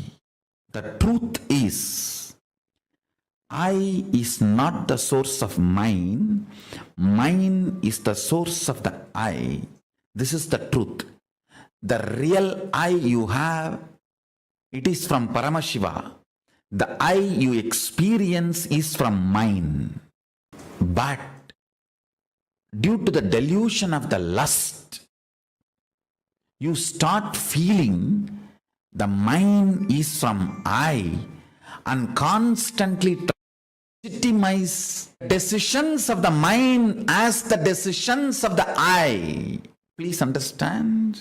Decisions of the mind, when you associate that as the decisions of I, you have fallen into delusion. For example, some small chemical imbalances in your body, hormonal imbalances in your system, if they decide something, it is decisions of mine, not decisions of I.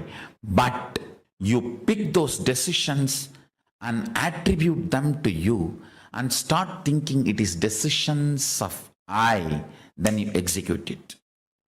That delusion, the decisions of mine getting attributed to decisions of I, decisions of mine becoming part of the decisions of I, decisions of mine due to the lust gets attached and made to feel, experience as decisions of I. I tell you, this is the worst shade of the lust. Worst shade of the lust is not the body's attachment or craving for another body or person. The worst shade of the lust is the actions and reactions of the mind being portrayed to you as the actions and reactions of the I due to the extreme attachment, lust between mine and I. Listen carefully. Shanti means able to see the gap between what is the instinct of the I and what is the instinct of the mind. That is Shanti. Able to see inside your inner space, the thoughts generated in you, are they from mine or are they from I? Always the I realizes and releases only powerful cognitions. Always mine realizes and raises only powerless cognitions. It's an eternal law of life. Ability to see the gap is Shanti. Inability to see the gap is Moga.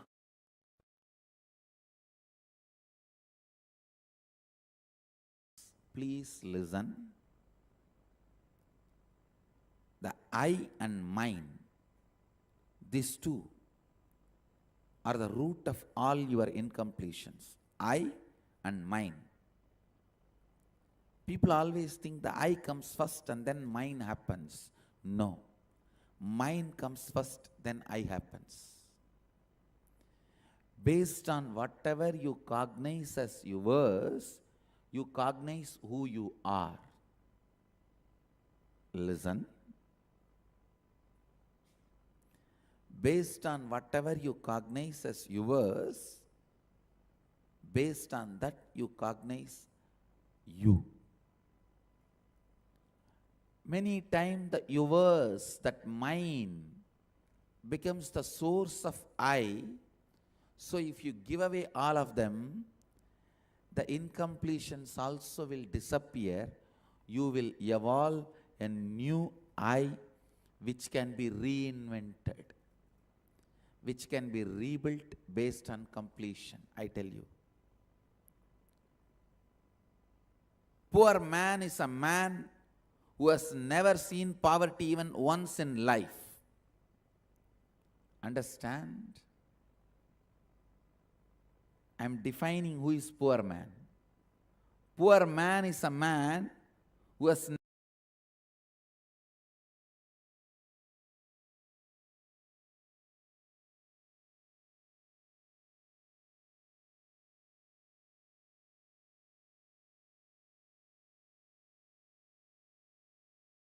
on. Please understand. You are all taught wrongly. Arrogance is ego. Showing off is ego. Ego is aggression. No. I want all of you to realize, please understand, showing off, aggression, activism is not or cannot be dovetailed into the concept of ego. That is not the definition which can solve your problems.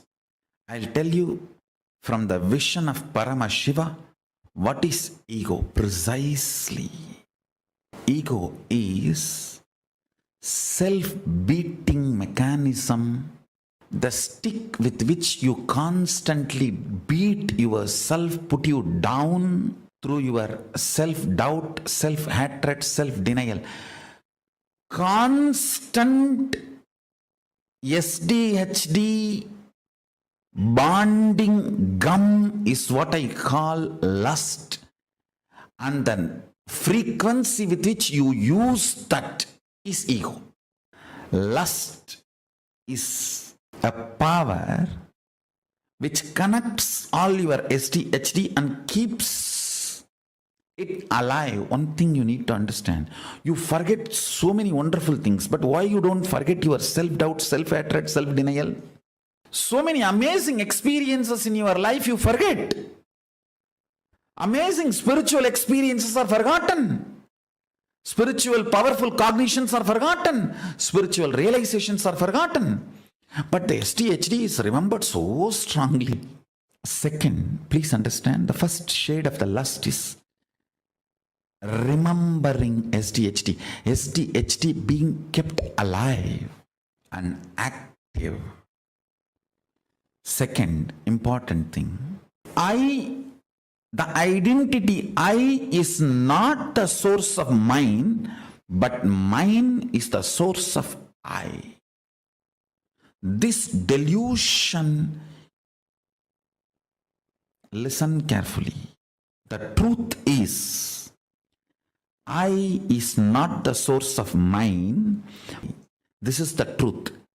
The real I you have, it is from Paramashiva.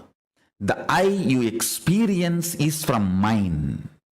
But due to the delusion of the lust, you start feeling the mine is from I and constantly legitimize decisions of the mind as the decisions of the I.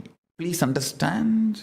Decisions of the mind, when you associate that as the decisions of I, you have fallen into delusion. For example, some small chemical imbalances in your body, hormonal imbalances in your system, if they decide something, it is decisions of mine, not decisions of I. But you pick those decisions and attribute them to you and start thinking it is decisions of I, then you execute it. That delusion, the decisions of mine getting attributed to decisions of I, decisions of mine becoming part of the decisions of I, decisions of mine due to the lust gets attached and made to feel, experience as decisions of I. I tell you, this is the worst shade of the lust. Worst shade of the lust is not the body's attachment or craving for another body or person.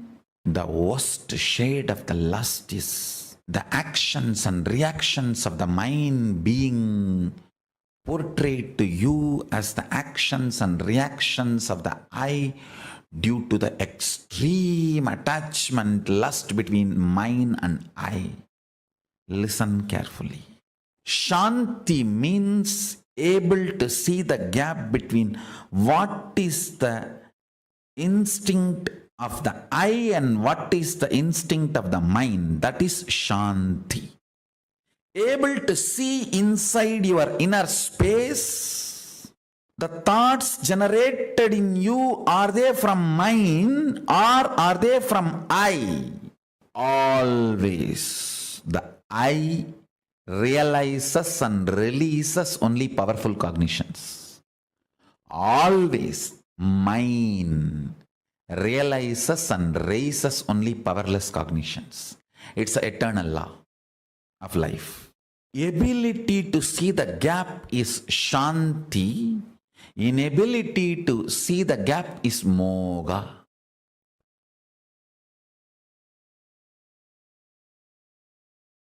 Please listen. The I and mind, these two are the root of all your incompletions. I and mind. People always think the I comes first and then mind happens. No. Mind comes first, then I happens. Based on whatever you cognize as yours, you cognize who you are. Listen. Based on whatever you cognize as yours, based on that you cognize you. Many times the yours, that mind, becomes the source of I. So if you give away all of them, the incompletions also will disappear.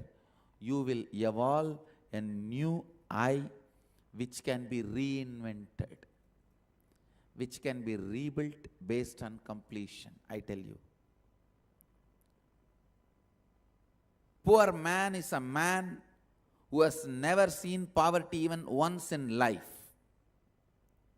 Understand? I am defining who is poor man. Poor man is a man who has never seen poverty even once in life. Because this country has already suffered in poverty. We are not understanding the richness it can cause. Please listen. I am not promoting poverty. All I am trying to tell you is, even once, if you have not realized poverty, you will not have the free space in your being to reinvent yourself. That is why in the science of enlightenment, at one point you have to break, renounce everything, be in the street empty-handed, till that you don't own anything. Nothing can be the reason for your cognition of I. Your I has to be just dependent on I. The mind cannot be the foundation ground for I. For that understanding to sink in, at least 1 year in your life, you should have been empty-handed, nothing, without anything. No relationship, no friends, no money, nothing. I tell you, that 1 year will give you the strength to reinvent who you are. And I can tell you, 9 years of my accepted poverty, self-imposed poverty, not imposed on me forcibly. I may not want to say my Purvashram family is rich, but they are decent. They were able to provide food and clothes and shelter for me. That much they are able to do. But when I renounced all of that, and family, friends, all the known contacts, everything,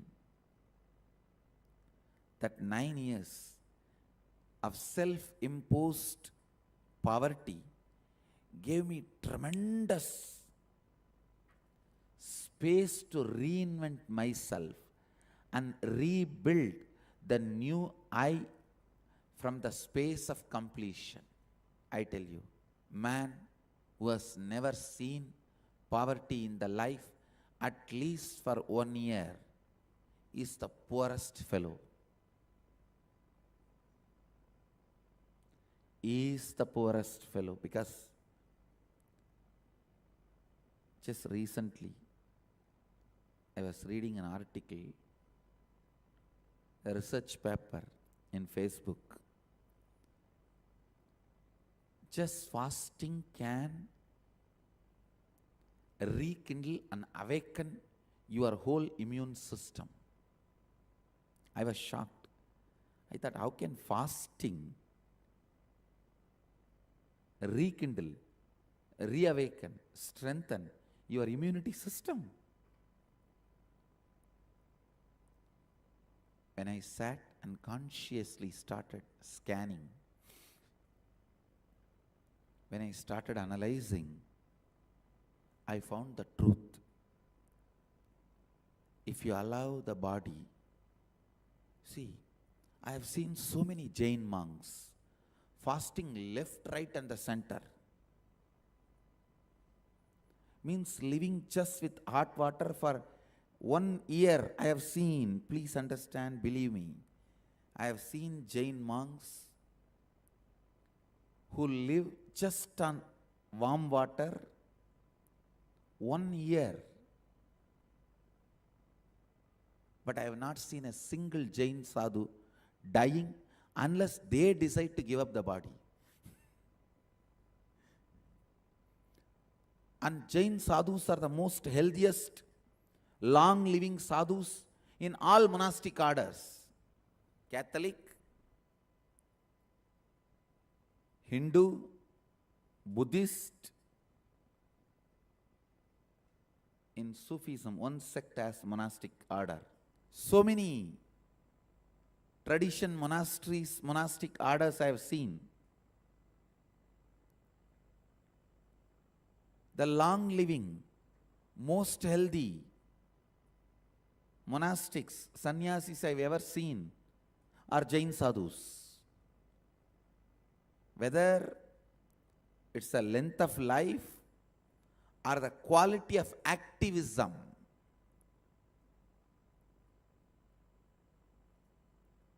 nothing can be compared to Jain sadhus. So please understand, the secret is fasting rejuvenates the immune system. There are tons of research in the Facebook. Fasting rejuvenates the entire immune system, because when there is no load on the system, it gets space to reinvent itself. Sometimes wealth becomes stinking load on your consciousness. Please listen, the word I am using. Sometimes wealth becomes stinking load on your consciousness. It does not let you reinvent you. At those moments, charity is the best solution. Charity is the best solution. I am not asking you, you should live in poverty forever. No. At least 1 year in your life, be away from everything. Friends, family, contact, wealth, what you earned, whatever is a stinking load on you, suddenly you will see so much of natural completion, spontaneous completion happening in you. You just know how to reinvent yourself. How to reinvent yourself. If you are feeling stuck, confused, disturbed, like Vajashravas, I give you the solution. 1 year, be away from everything known to you. I know it looks very risky, too difficult, but anything great has some price. You have to pay for it. I paid and I found it is worthy. I tell you, I found it is worthy. The very I gets altered. Because of mine, you build I. When that mine is taken away, the I can just be rebuilt. Many people come and tell me, rich guys, filthy rich guys, Swamiji, there was a time I declared bankruptcy. I did not even have food. This scene which I am describing will be a typical part of all big rich guys. There was a time I declared bankruptcy. I did not have anything. There was no friends to help me, nobody to support me. I was homeless. I was begging and eating in the streets. I tell you, that part of the life is a blessing. They may not know, but that is the blessing. Because that is the time when mine is taken away, I melts down, all the incompletions disappear. You will have an inner space where you can reinvent and rebuild yourself from the space of completion.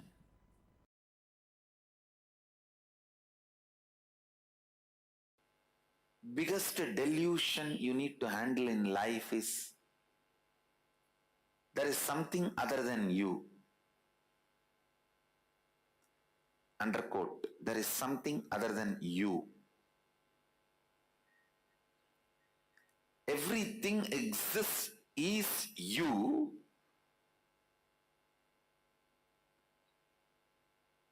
If you feel there is something other than you, that is delusion.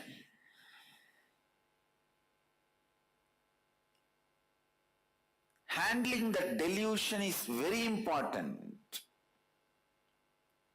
For that, you need to know what or whom you feel as other than you and why you feel that or them as other than you. Please understand, if a bamboo is thrown in the Ganga and the bamboo is floating, it looks like Ganga is become two now, right side, left side. But Ganga never became two. The bamboo makes Ganga look like two. It is always our enmity that makes your conscious Ganga to look you and other.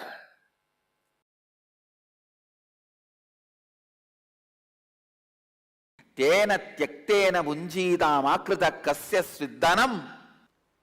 Celebrating everything by renouncing everything. Isha vasyam mitam sarvam. Yatkincha jagatyan jagad. Tena tyaktena bunjidam akrita kasya sviddanam. Kurvannevega jijivishecha sadaha. Whatever is, by renouncing, celebrate it. By renouncing the idea of I and mine, celebrate whatever is.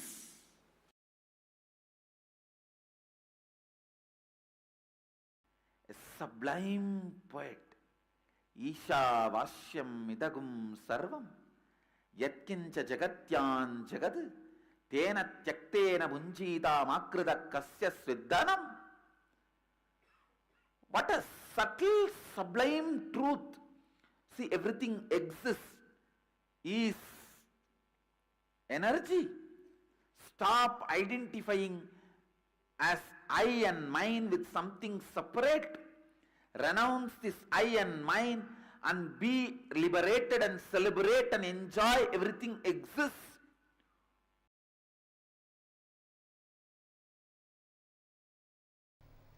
It's a human mind. Isavasya Upanishad gave all the conclusions. Ishavasyam idam sarvam yatkincha jagatyan jagad tena tyaktena bunjita makrida kasya sviddanam. All conclusions.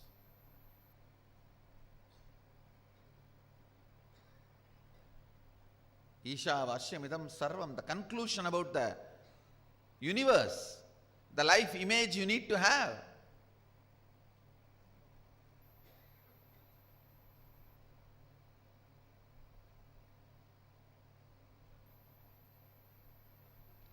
Ishavasyam idam sarvam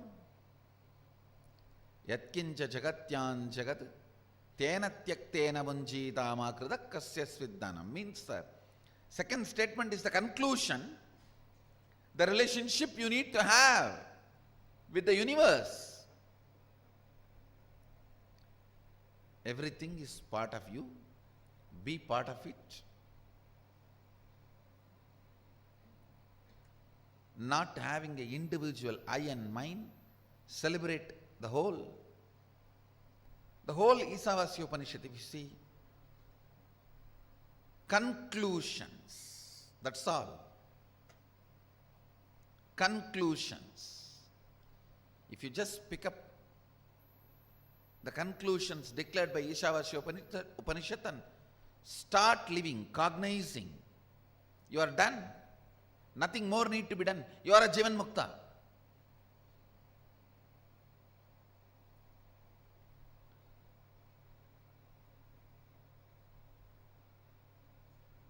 But you don't do it with that simplicity, in that simple way. You ask for a method. How? How? Everything is God. How? Then comes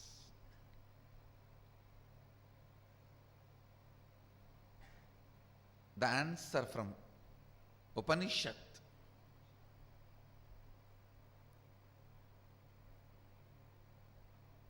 The Kenopanishad. Kenopanishad is a powerful thought current. I should say thought currents, because few more are presented in this. Powerful thought currents. The first thought current presented in Kenopanishad is seeking. Keneshitam patati preshitam manakena prana pratama praiti yuktaha keneshitam vachamimam vadanti chakshushrotram kavu devo yunakti.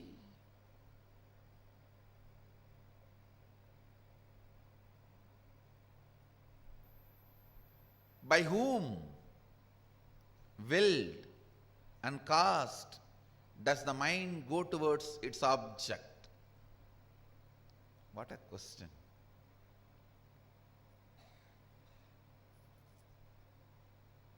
Just by the strength of the question, you know the person who is in front of you is a seeker or poker.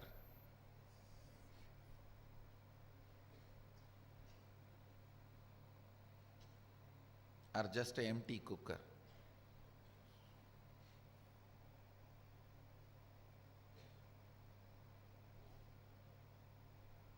By whom?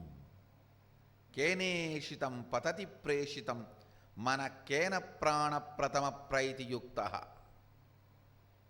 By whom, willed and caused, does the mind go towards its object? By whom, directed and united with which does the first vital life energy, the chief cause, comes forth towards its activities, at whose will does the speech gets activated and speaks, enlivened and directed by what luminous divine power? Indeed, do the eyes and ears engage in their functions. Understand?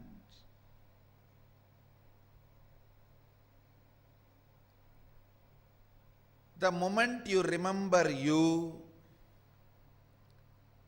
what all you perceive as part of you, start questioning them. Start questioning them. Questioning, putting questions about those basic things. Putting questions about those basic things is seeking. Don't assume anything. Understand? The more and more you assume, more and more it shows your ignorance. People who ask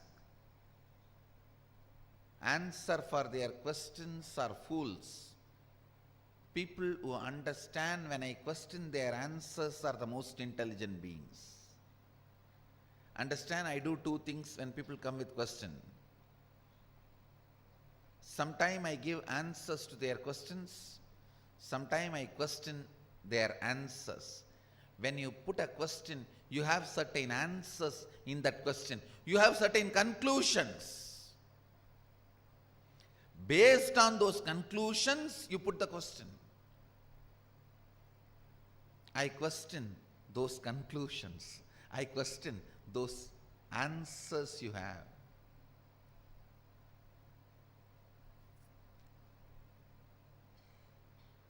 Understand? I am defining seeking.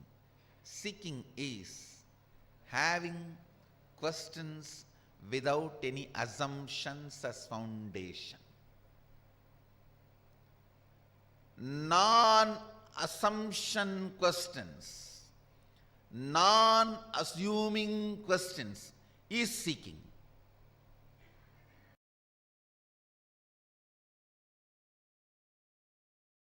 Please understand, all of us are completely connected in the space of oneness. I am not saying all of us are one. All of us are in the space of oneness. All of us are in the space of oneness. If you see goodness from outside, you are in the space of completion inside. If you see bad things outside, you need to complete inside. Go on. Go on.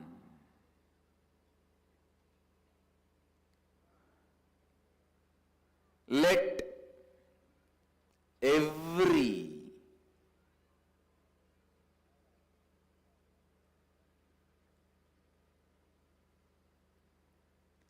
decision you make, let every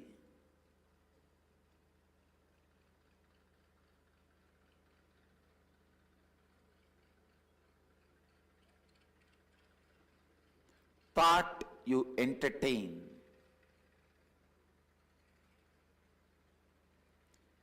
every word you utter,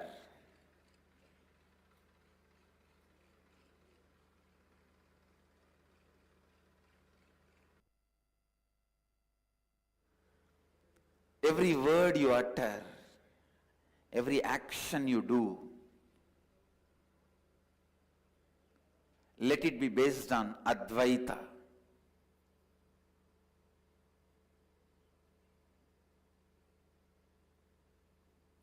Let it be completely based on Advaita. Understand, living Advaita means your self-drive, your inspiration, your energy, your experience,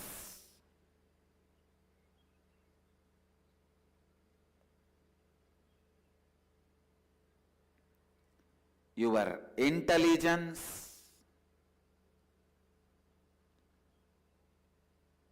everything operates from Advaita.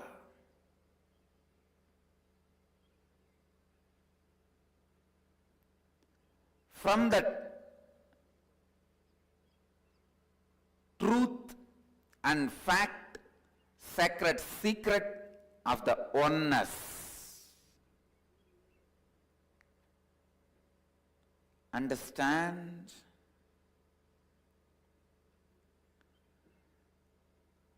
Digest Advaita more and more into your thinking. Digest Advaita more and more into your words. Digest Advaita more and more in your actions. Every simple digestion means even if you make a very simple decision,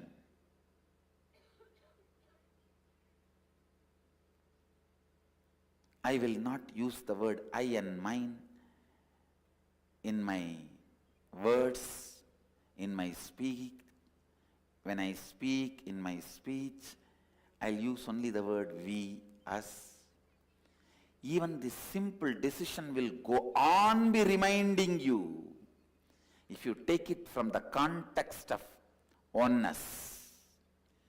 If you take this simple decision from the context of oneness, even this simple decision will go on be reminding you the Advaita. It will go on be reminding you the Advaita.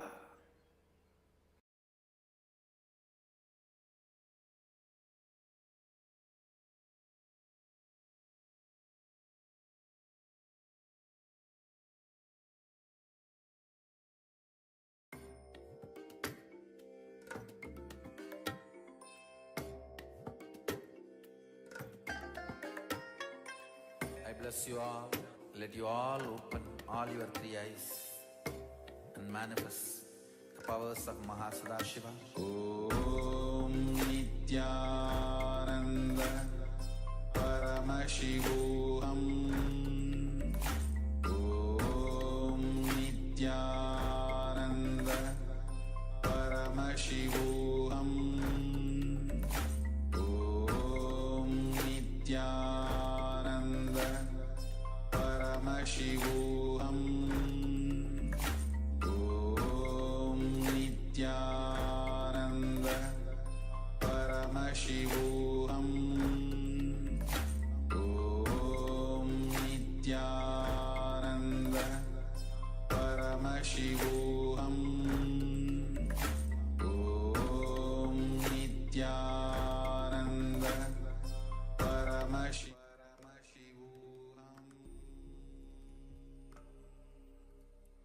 Yes, now let us internalize the truths that we received, the supreme point of Hinduism, Bhagavan Nithyananda Paramashivam, revealed to us. First, ego is a self-beating mechanism. It is that big stick that we all carry and beat ourselves up over and over again with all our self-doubt, all our self-hatred, and all our self-denial. This ego is the root of all incompletions. This is the root of all our incompletions that we face in every aspect of our lives. When we think about I and mine, we always think that I comes first and then mine comes. But here, Swamiji has given a clear understanding of how the I is created only based on mine. Only based on what we think we possess, what we think we have, we actually build who we think we are. Based on what we have, the mind, We decide who we are, the I. Now, to make this clear understanding, and also to stop this delusion of thinking all the decisions that came from the mind are actually the decisions of I, to stop thinking that way, we'll be entering into a beautiful process that Swamiji has given to identify what are the decisions of mind and what are the decisions of I, and how they can be separated, and how a beautiful understanding can happen that the decisions of mind are not the decisions of I, which is in fact, this wrong association is in fact the root of all our problems. So now, for this process, let us pick a pen and a paper or a notepad. Let us come back to the space of listening.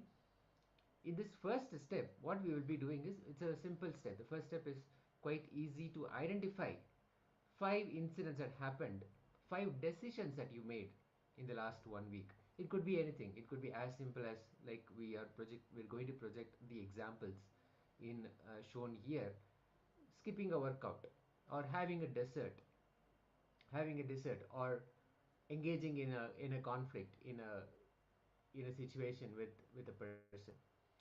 Some kind of decision like this that immediately pops up. What are the decisions that you made? Today I decided I will not go for the gym, or today I decided I'll just snooze, and then I will not wake up in the morning when I normally wake up, and I'll go for the workout. Or today I decided I'll just indulge in the morning.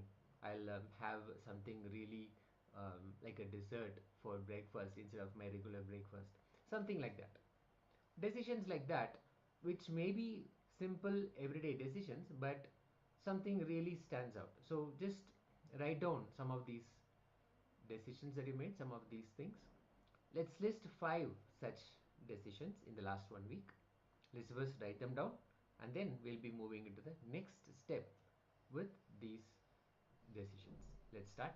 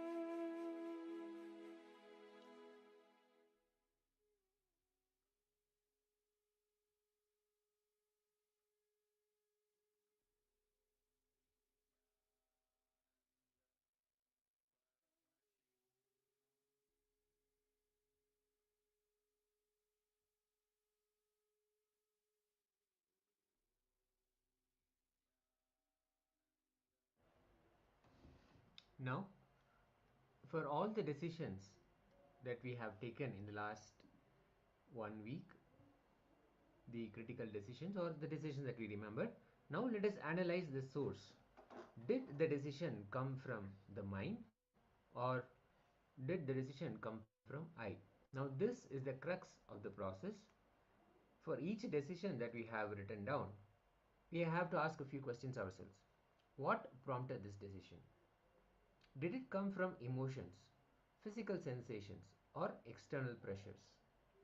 What was the source of this decision? What made us decide to skip gym in the morning? Or what made us decide to have an extra dessert?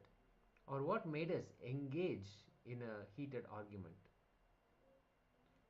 What was the source? What was the reason behind it? When you see, you'll feel, you'll come up with reasons such as, I was really stressed, so I got really irritated, so I engaged in a heated argument. Or I I had really slept late. I've been sleeping late, or really losing sleep all this week. So I feel I deserve to sleep a little bit more. Things like that. So when we have things like this, decisions like this, we can be very clear that these are decisions of the mind, because any hormonal, chemical, or any changes, physical sensations that happen within our physical body, they are also not us. They are part of the physical body that we have. So let us look at how you felt when making this decision. Were you anxious, excited, tired, whatever that may be? And then see if that decision was aligned with your long term goals. Was it aligned with the purpose of your life, even? Let's say skipping a gym and just sleeping in, was it really aligned with your goal of staying healthy? Or even sculpting your body, getting a yogic body. Now, see if that decision is aligned with your purpose, your larger purpose. Start identifying all of these. The root of the decision, where it came from, how did it feel when you were making this decision, and is this decision aligned with your larger purpose, your vision for life, your long term goals? Let's start.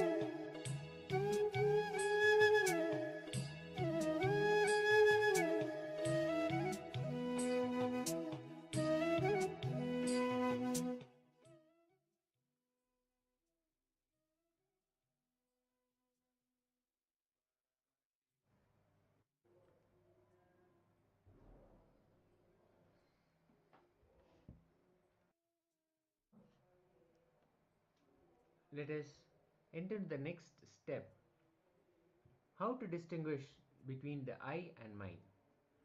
For example, if your decision was about skipping a workout, maybe your reason to skip the workout was you felt exhausted and you were so overwhelmed with work commitments piling up.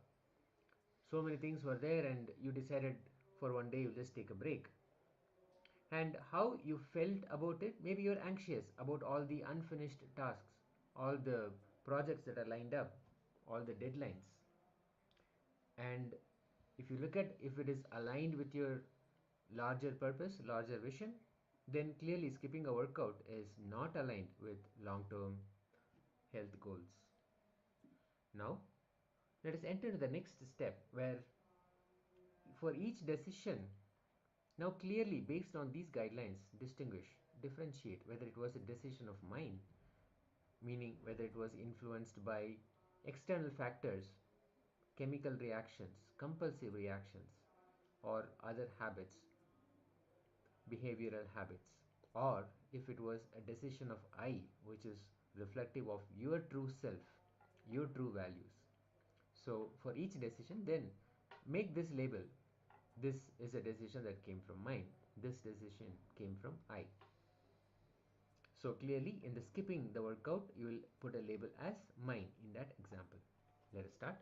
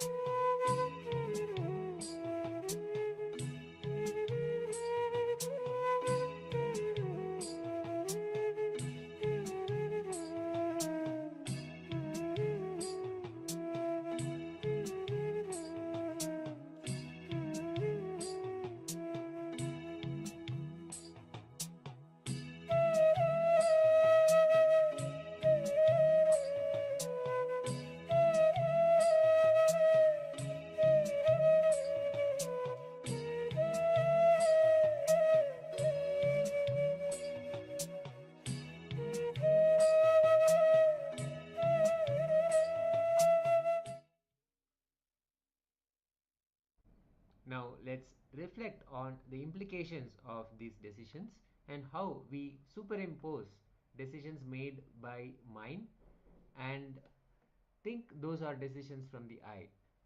Because of this wrong association, what really happens?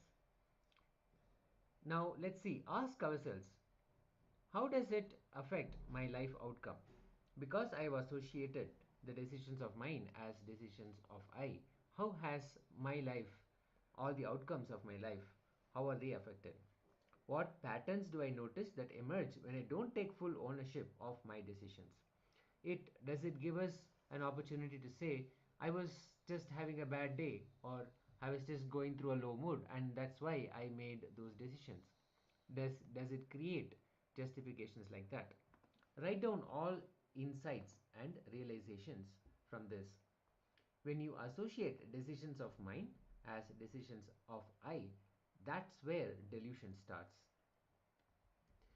All the places where we have associated decisions of mind with decisions of I, that's exactly the delusion has begun in our system. Whatever small chemical imbalance that happens, hormonal imbalances happen, if they decide something, then it is not a decision of I.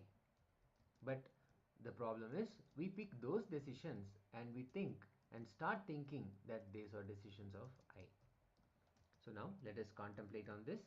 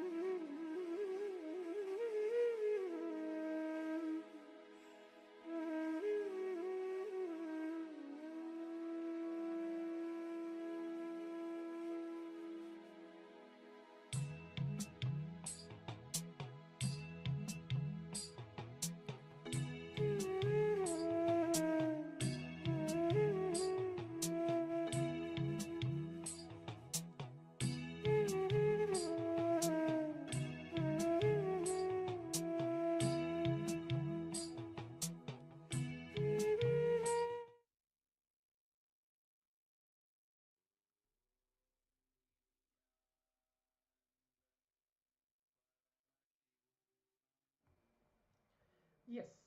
So after the beautiful internalization exercise to differentiate between the identity of I and mine, now let's prepare ourselves. We're going to move on to the next beautiful session. So I request all the participants first, before we move on, if any participants wants to share any of their understanding, right? What did they actually understood? Because throughout the day today, we are actually learning on Guru Bhakti, okay? The feeling connection with the master. How it is very, very important. Whatever it might be, yes, maybe our likes, dislikes, or good, right and wrong, our ideas, our thought currents, leaving everything aside. The simple feeling connection with the master changes everything around us. That includes the power manifestation which we are doing. So in the next session, we're going to be learning on surrender. What is surrender? What is actually real surrender? It does not mean, okay, I surrender everything to Swamiji, like I give everything to him. No, that is not actually surrender. What we define or what each one of us think about surrender is not actually surrender. We're going to listen from Swamiji various different powerful combination of what is real surrender and how to apply that in our life. When we surrender, actually what happens. So make sure you write down the powerful combinations, higher revelations, and if the participants have any doubt, make sure you write those doubts as well, and you can in the next session you can ask that to the acharyas. So right now, let's provide our complete listening as we're going to begin this session.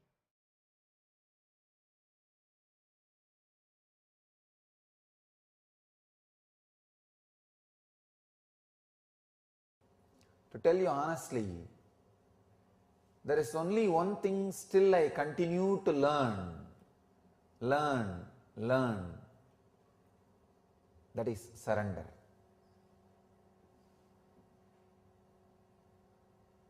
There is one thing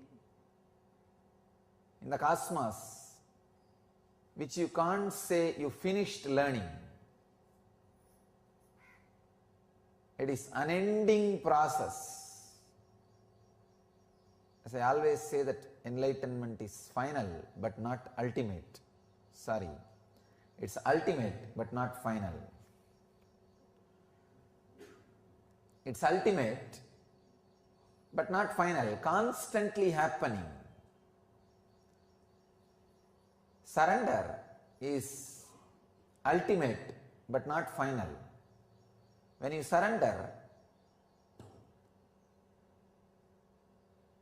the different qualities of the cosmos starts expressing in you. I tell you, surrender is the one thing even an incarnation goes on learning. There is no end. Nobody can say, I surrendered. No, I am surrendering. But surrender is a process which you can't become master, or which you can't say you learnt it. It is learning. Only in surrender, the process is the master. Nobody else can be the master. Understand?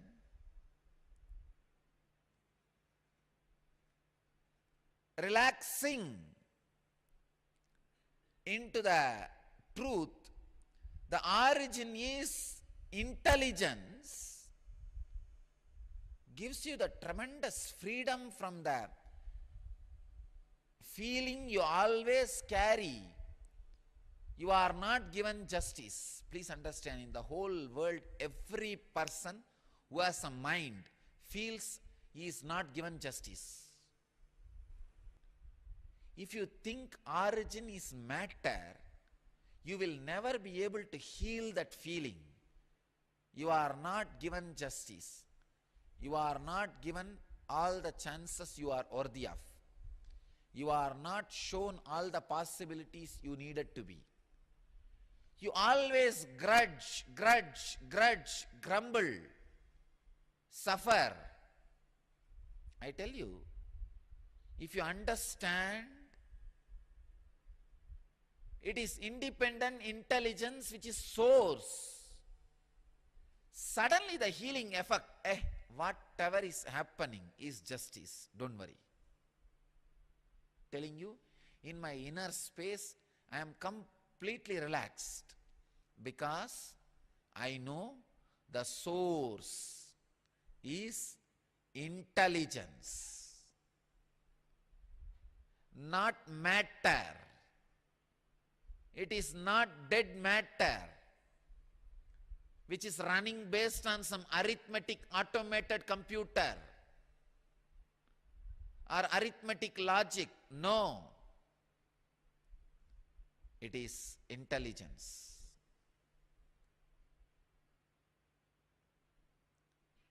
So when you know it is intelligence which is source of the universe, origin of your existence, the tremendous healing in your feeling, the tremendous trust to live, the tremendous trust to exist, tremendous joy to be. I tell you, that is the greatest thing which can happen to any human being. Joy to be, joy to exist, feeling you are given the worthy justice. Your source is an intelligence. It is not a dead matter, chaotic happening. Listen carefully. The first, innocent surrender. Please understand. I am not saying ignorant surrender.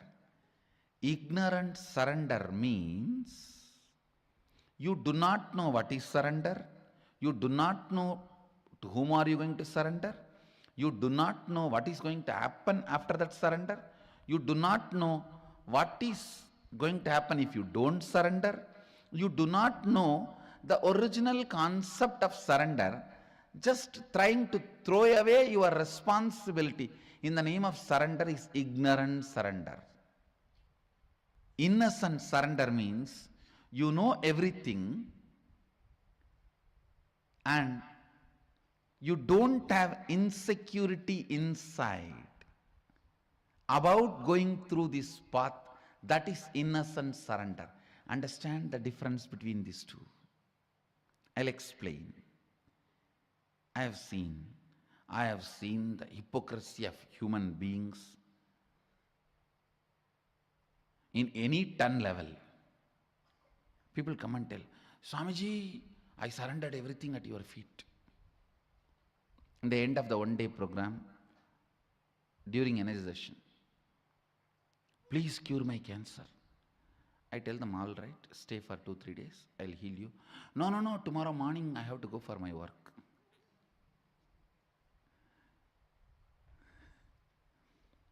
See the stupidity.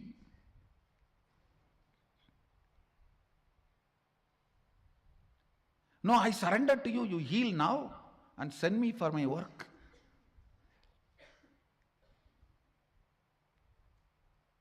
Extreme hypocrisy. Here, the person doesn't know what is surrender, doesn't care about what is surrender. He is using the word for some bargain.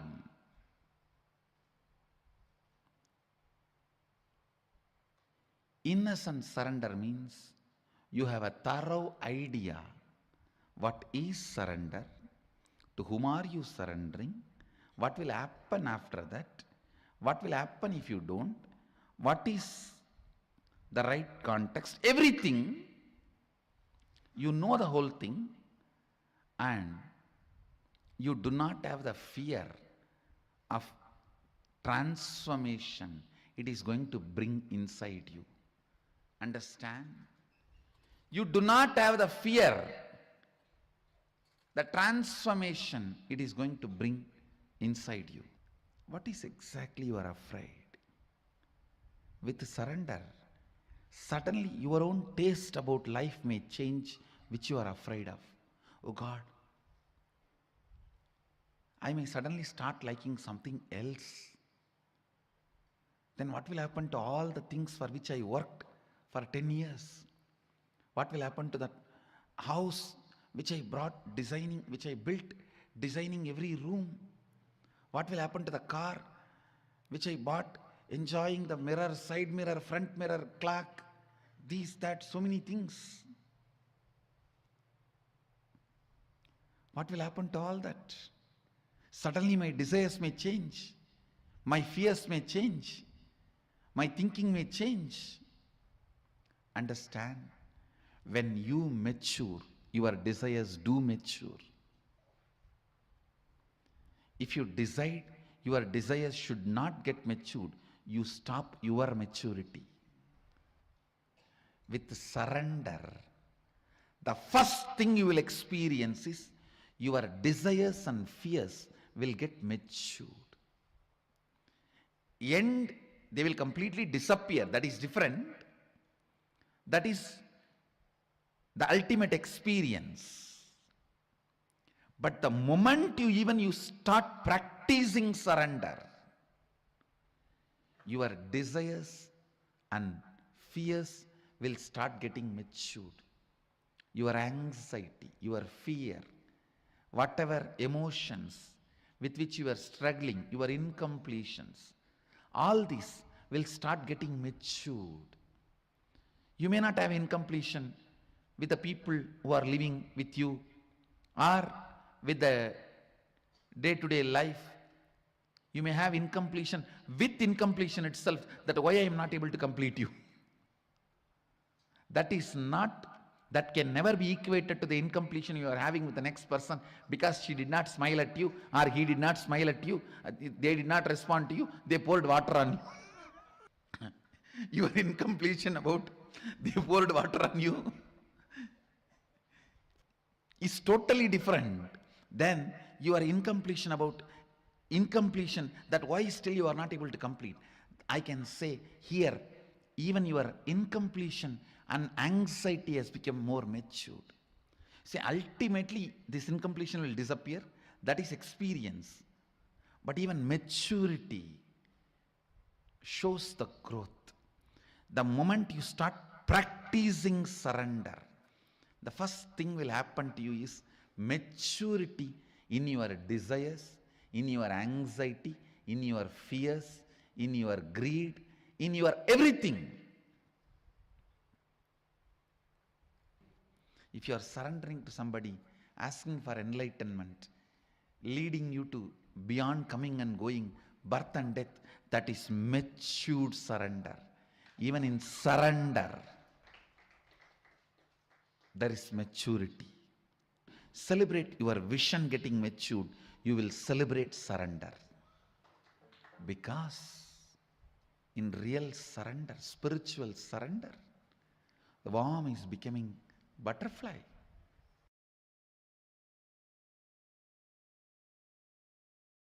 The more and more and more completion you do, the more and more and more the surrender starts happening in you. I need to define surrender. Surrender is no way starts with powerlessness or gives you the powerlessness experience or ends in powerlessness. Surrender starts with powerfulness, leads you from power to more powerfulness, ends in ultimate powerfulness. Surrender is nothing but falling in love with the embodiment of higher self, your Ishta Devata. Your Ishta is nothing but your higher self. Surrender should lead to more and more Ishta, not Kashta.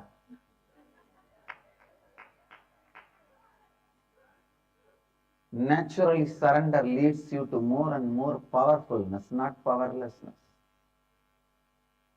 It leads to more and more powerfulness, more and more joy, more and more strength. Understand?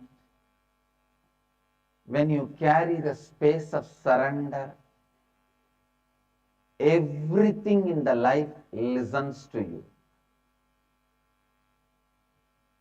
Even a plant drops all its thorns just by your request.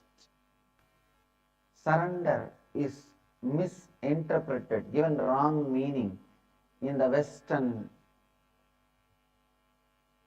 thought trends. There the word is used more like in the war, when you lose, you drop all the weapons and surrender. Here I am not using in that meaning. The word surrender has totally different meaning in the Bhakti literatures. So maybe I may not even want to use the word surrender in English. I'll use the word Sharanagati, just in Sanskrit. Even completion you can intellectually grasp, even if you don't practice. Just watch the satsang, you will intellectually grasp what is the completion, what is the power of completion. I am sure. See, the completion can be understood even if you listen intellectually. But the Sharanagati is surrender. You need to see somebody experiencing and radiating it. You need to be around some great bhakta, devotee. Because it is such a beautiful experience. You need to see that radiating in the body language. Saranagati, surrender, can't be understood just by the intellectual. When the science of completion connects with the science of surrender, the space you create becomes reality. Because all your individual incompletions should be completed. When you are complete, your individual identity should be surrendered to the cosmos. Then cosmos functions through you. Individual identity is made out of a bunch of incompletions. When all those incompletions are complete, you surrender yourself to the cosmos.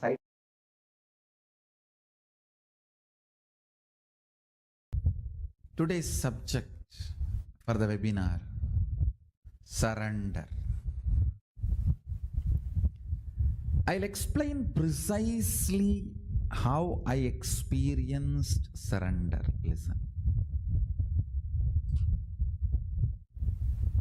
And what happened when I experienced surrender? Please listen. First, integrity is nothing but intellectually coming to oneness with Guru, which I started experiencing with Annamalai Swamigal. Like a intellectually oneness with the Guru. Authenticity is emotionally experiencing oneness with the Guru. Responsibility is your being feeling oneness with the Guru. Enriching is your consciousness feeling oneness with Guru. Listen. With integrity, your intellectual alignment starts, intellectual surrender starts, intellectual oneness starts. With authenticity, your emotional oneness starts. With responsibility, your being oneness starts. With enriching your whole consciousness, oneness starts. I tell you, till real surrender happened, integrity was first priority, then authenticity, then responsibility, then enriching. When the surrender happened, enriching becomes my first priority. That became my first priority. It's not that I gave up integrity, but enriching became the first operative cognition when surrender happened to me. Whoever wants, take this as a click. When you decide enriching as the first priority, simply surrender happens. Because for enriching, you have to have all the other three alignment. If you are not able to enrich somewhere, some part of you, whether your intellect or emotion or being is not convinced, not yet convinced, I tell you, from my Atma Pramana, when the surrender happened, when I decided the enriching to be the first part, component of my life, that be the powerful cognitions to drive me, I saw authenticity, responsibility, integrity, everything following. When I decided I'll spread what Paramashiva did to me, I will share that to the world and start enriching the world with Paramashiva, his being, who is he, and his state, his space, his powers, his being and his superconsciousness. I saw responsibility, authenticity, integrity, everything was following. If you want to experience surrender, start enriching. Then everything else just follows. If you want sudden enlightenment, make the enriching as your basic cognition. If you want gradual enlightenment, go through integrity. Integrity means aligning all the words you utter inside and outside to the reality. Start. Then authenticity. Start. Then responsibility. Start. Then enriching. Start. Understand. People ask me, Swamiji, is enlightenment gradual or sudden? It is both, based on you, up to you. If you want gradual enlightenment, that is enough for me, sudden is too much. It's like somebody else entering into me. So, gradually, we will eat food also, and this also, and that also, and that also, and that also, and that also. After slowly, sometime. If you are interested in gradual enlightenment, you can start with integrity, authenticity, step by step. Whenever you fail, completion, and then again restoring the space, and then you can continue. If you want sudden enlightenment, decide enriching to be your cognition. You have to make it happen. You will see responsibility, authenticity, integrity, everything just follows. Above all, he just does continuous miracles in your life. Last few days I am seeing continuous miracles. I can see very clearly.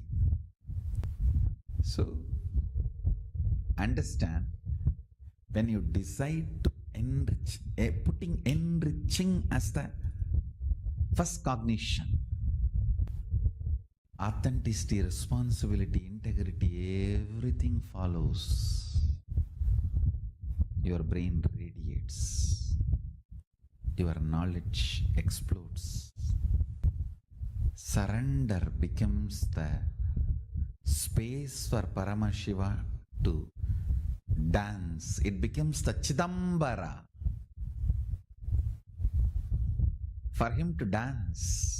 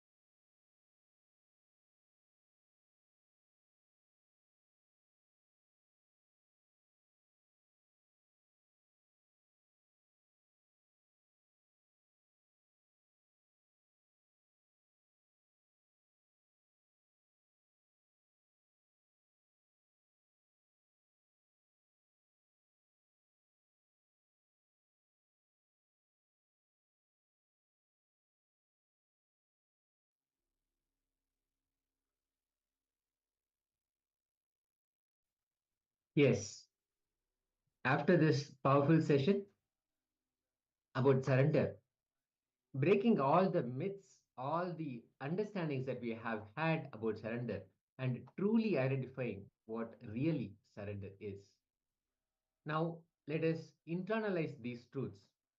Let's remove all the false impressions that we have about surrender, all the false ideas. We may have thought what surrender is just giving up everything, or even going in a um, mode of giving up. That is not surrender. Surrender comes from a powerfulness. So now let us identify all those patterns inside us, what we really carry inside us, and go through this process given by the Supreme Pontiff of Hinduism to identify and strengthen our space of surrender. Now let us cognize 10 situations in our lives where we completely melt down without having any inhibitions.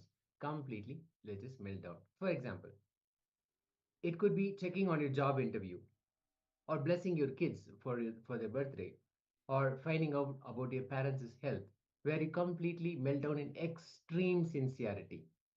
You just completely, you are there, you're totally there, without any holding back. Completely, you are there. Of course, when you think about blessing your own child on their birthday, you are full, you are total, you're not holding back anything, you're just completely, totally sincere.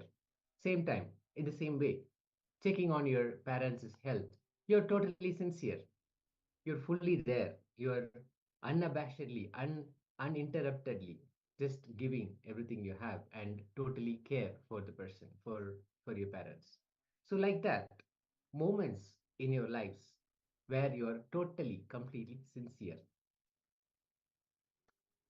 Laying down options for a visa, for example, or setting up the multiple layered quarantine facility during Corona, providing free healthcare, all of these ways that Swamiji has given all the possibilities, even during the very difficult period where COVID had hit, giving them complete care, total care, allowing everybody to be part of the ecosystem, and giving them a beautiful quarantine system which was impenetrable.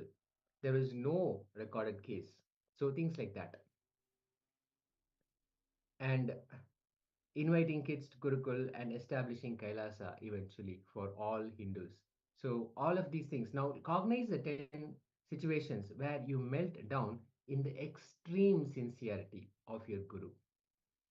Know the instances, know those moments when you felt the extreme sincerity. Even, for example, during the last session, when we listened to the powerful cognitions, the extreme sincerity in which the truths, the cosmic truths, were revealed to each one of us, so we can expand and we can explode in living enlightenment.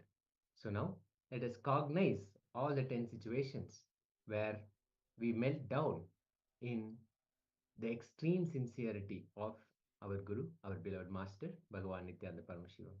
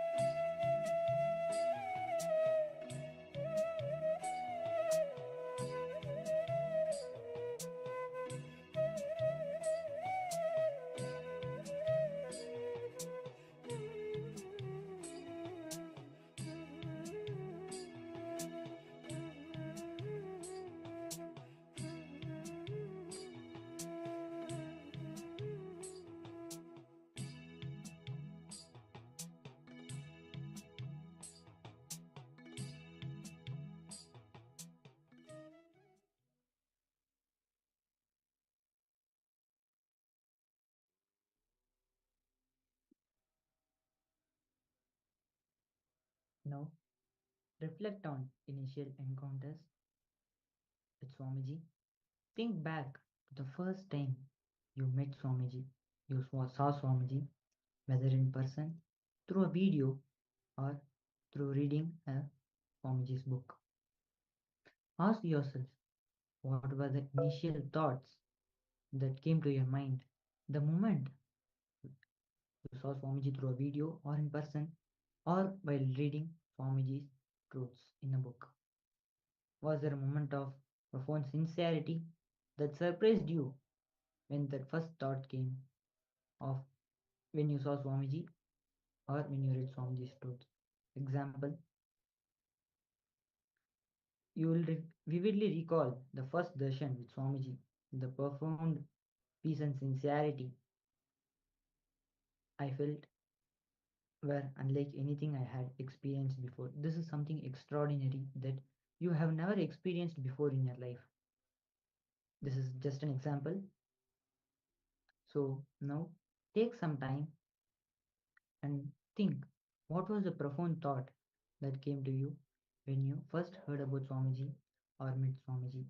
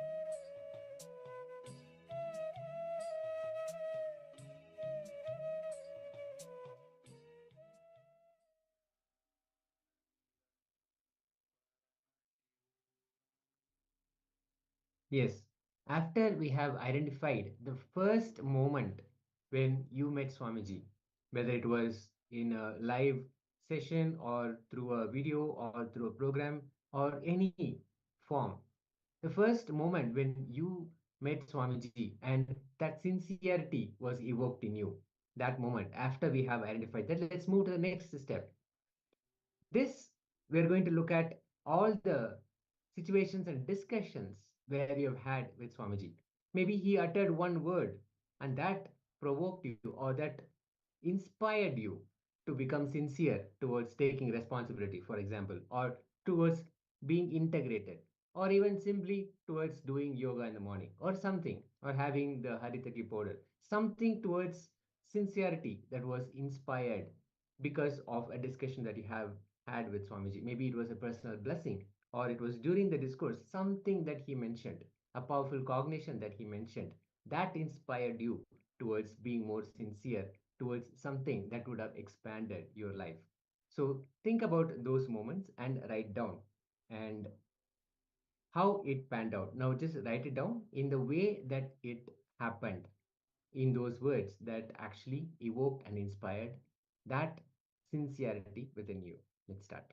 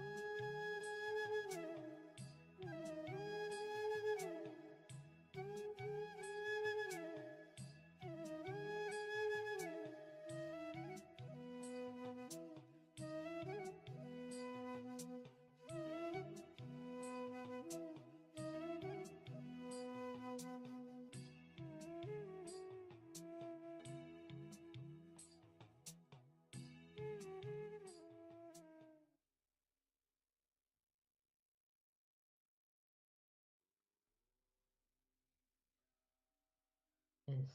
Now, after finding out the truths, the powerful cognitions that connected you with Swamiji, let us now take a few moments and pen down how you started applying those truths in your life and what were the results of the truths after you of your life after you started applying them. Example, you would have had a back pain, and when Swamiji revealed about the importance of yoga, and from your side you made the decision to start doing yoga every day. And today, what is the change that you're able to see? Let us take a few moments and pen down what is the change after you applied Swamiji's truth in your life.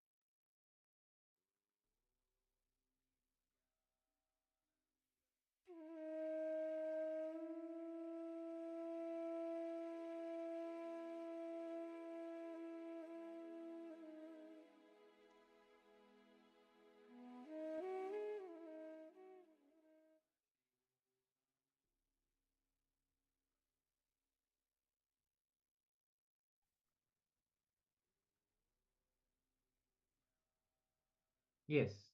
Now let us note influential teachings from Swamiji. Teachings could be just a word or an inspirational quote or a very powerful cognition from the discourse, from the revelations. It could be anything that really inspired to be sincere about your area of life, whatever that may be. For example, Swamiji's words about detachment actually helped me to get rid of a lot of toxic relationships in my life. Something that really synced in, clicked with you, and inspired that sincerity and inspired that transformation from within you. So let us now look at those teachings, those aspects, those teachings from Swamiji that made an impact in our lives. Let us start.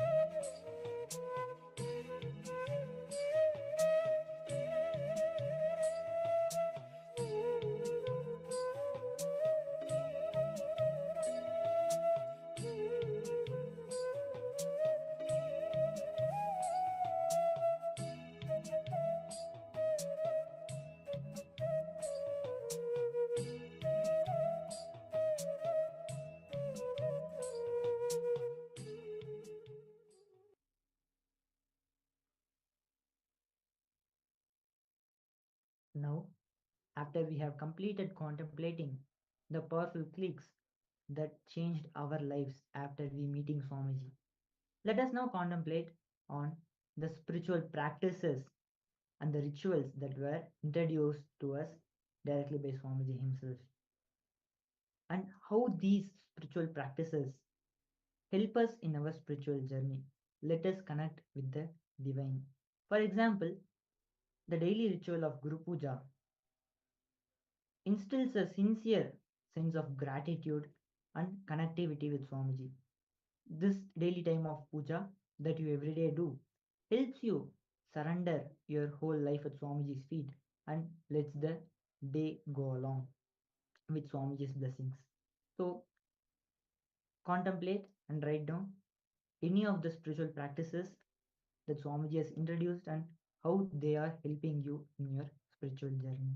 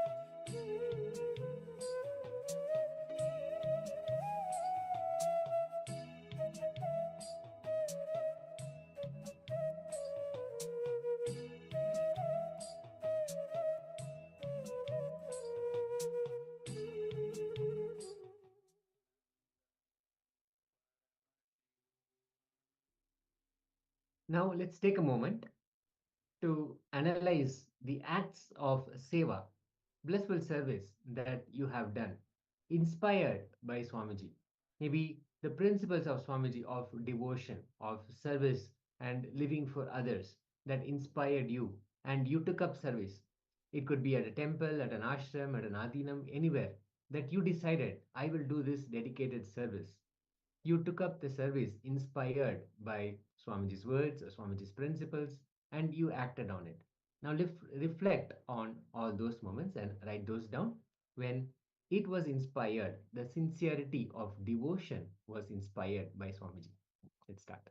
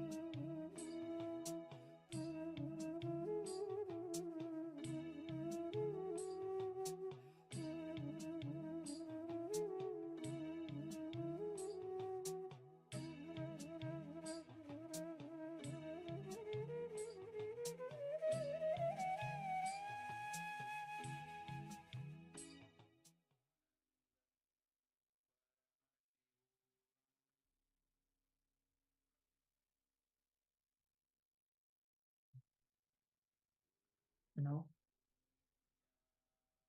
contemplate on any internal conflicts that was solved due to Swamiji's teachings that you applied in your life. What conflict was present and how did the sincerity play a part in resolving it? Example, I resolved a long standing family conflict after sincerely applying Swamiji's teachings on forgiveness.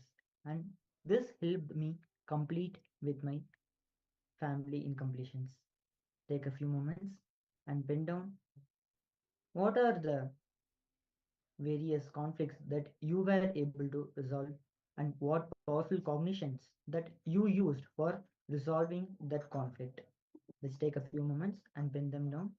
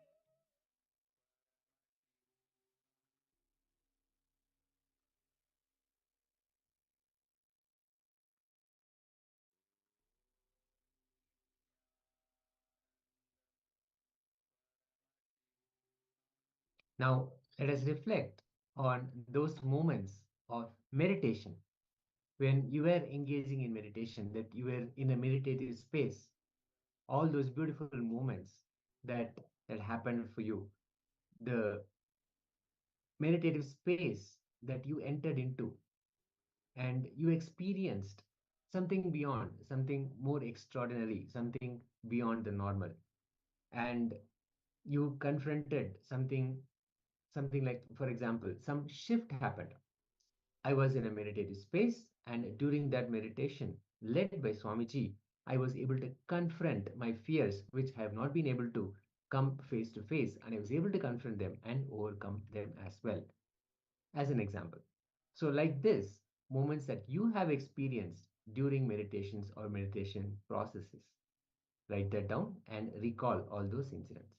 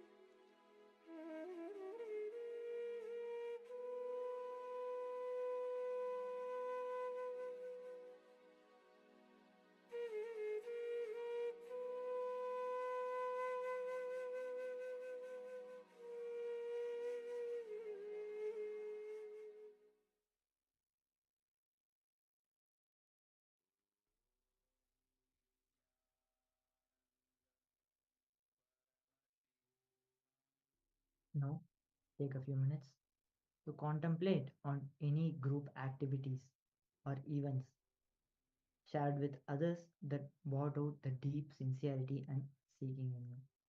How did sharing with others increase your sincerity? For example, participating in a spiritual program with Swamiji and the other participants increased your sincerity and commitment to spiritual growth. Take a few moments and pin them down.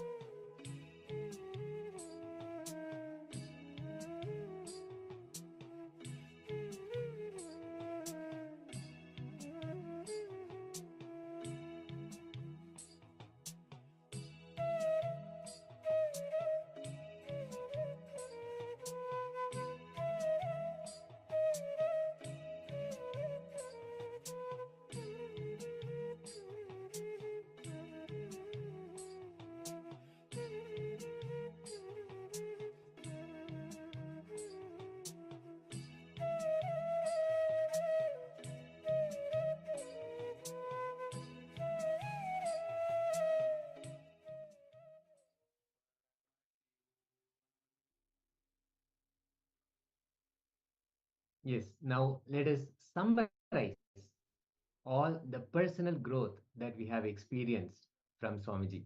Because of Swamiji's words, because of Swamiji's initiations, because of his revelations, all of this, how personally that we have transformed, how we have experienced a personal transformation, a personal expansion, a personal growth for ourselves, and how that has inspired that sincerity towards our own lives and towards Swamiji. Now, it could be in the form of, for example, because of following Swamiji, I have more empathy, I have become more patient, I have brought my anger in control, and I've been able to help others unconditionally. So, how your life, how you personally have experienced that transformation and growth? Let's just take a few moments to write that down before we enter into the next session.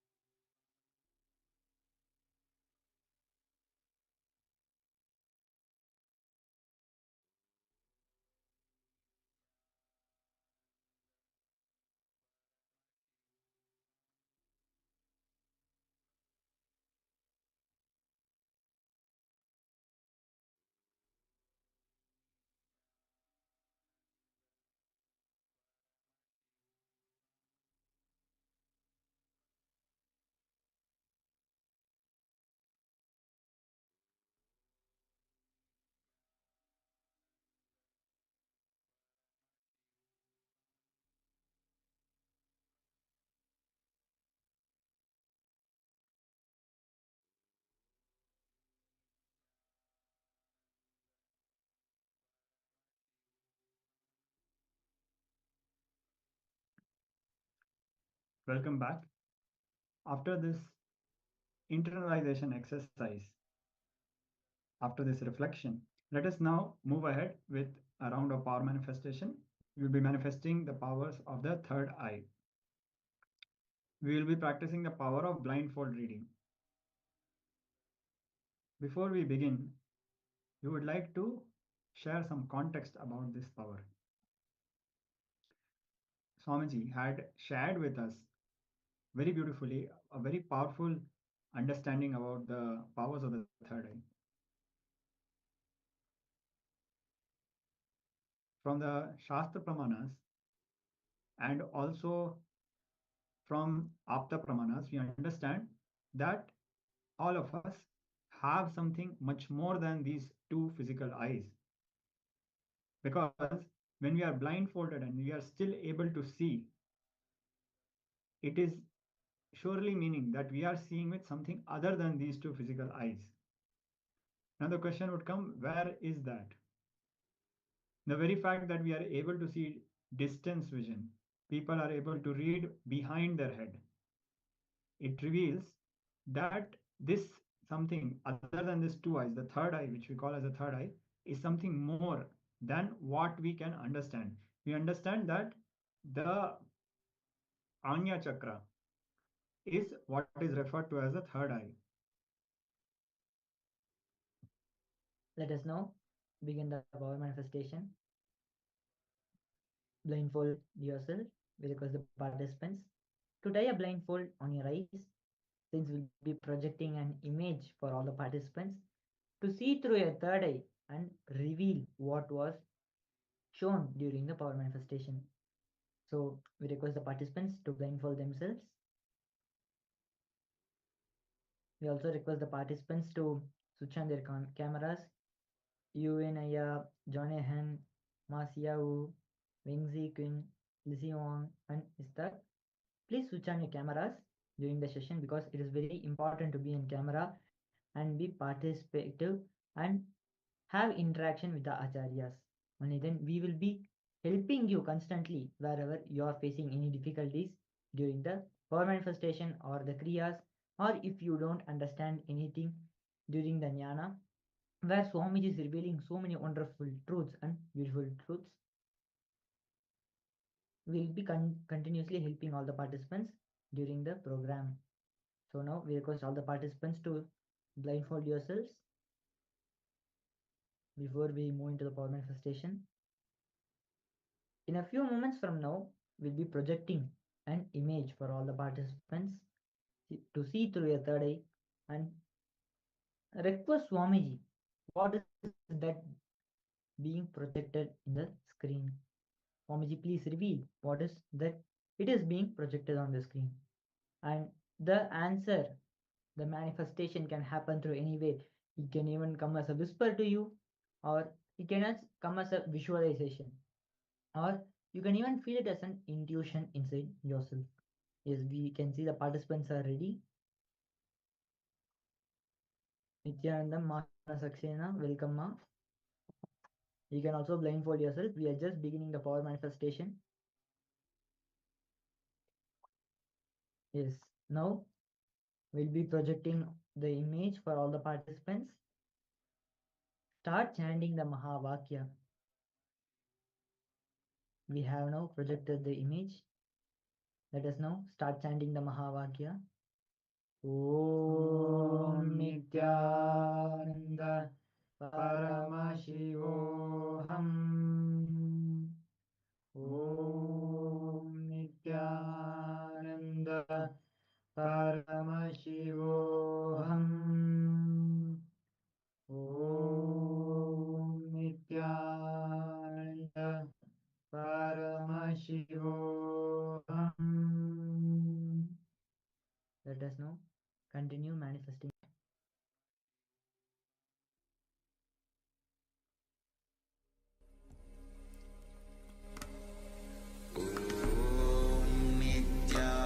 Nithyananda Paramashivoham.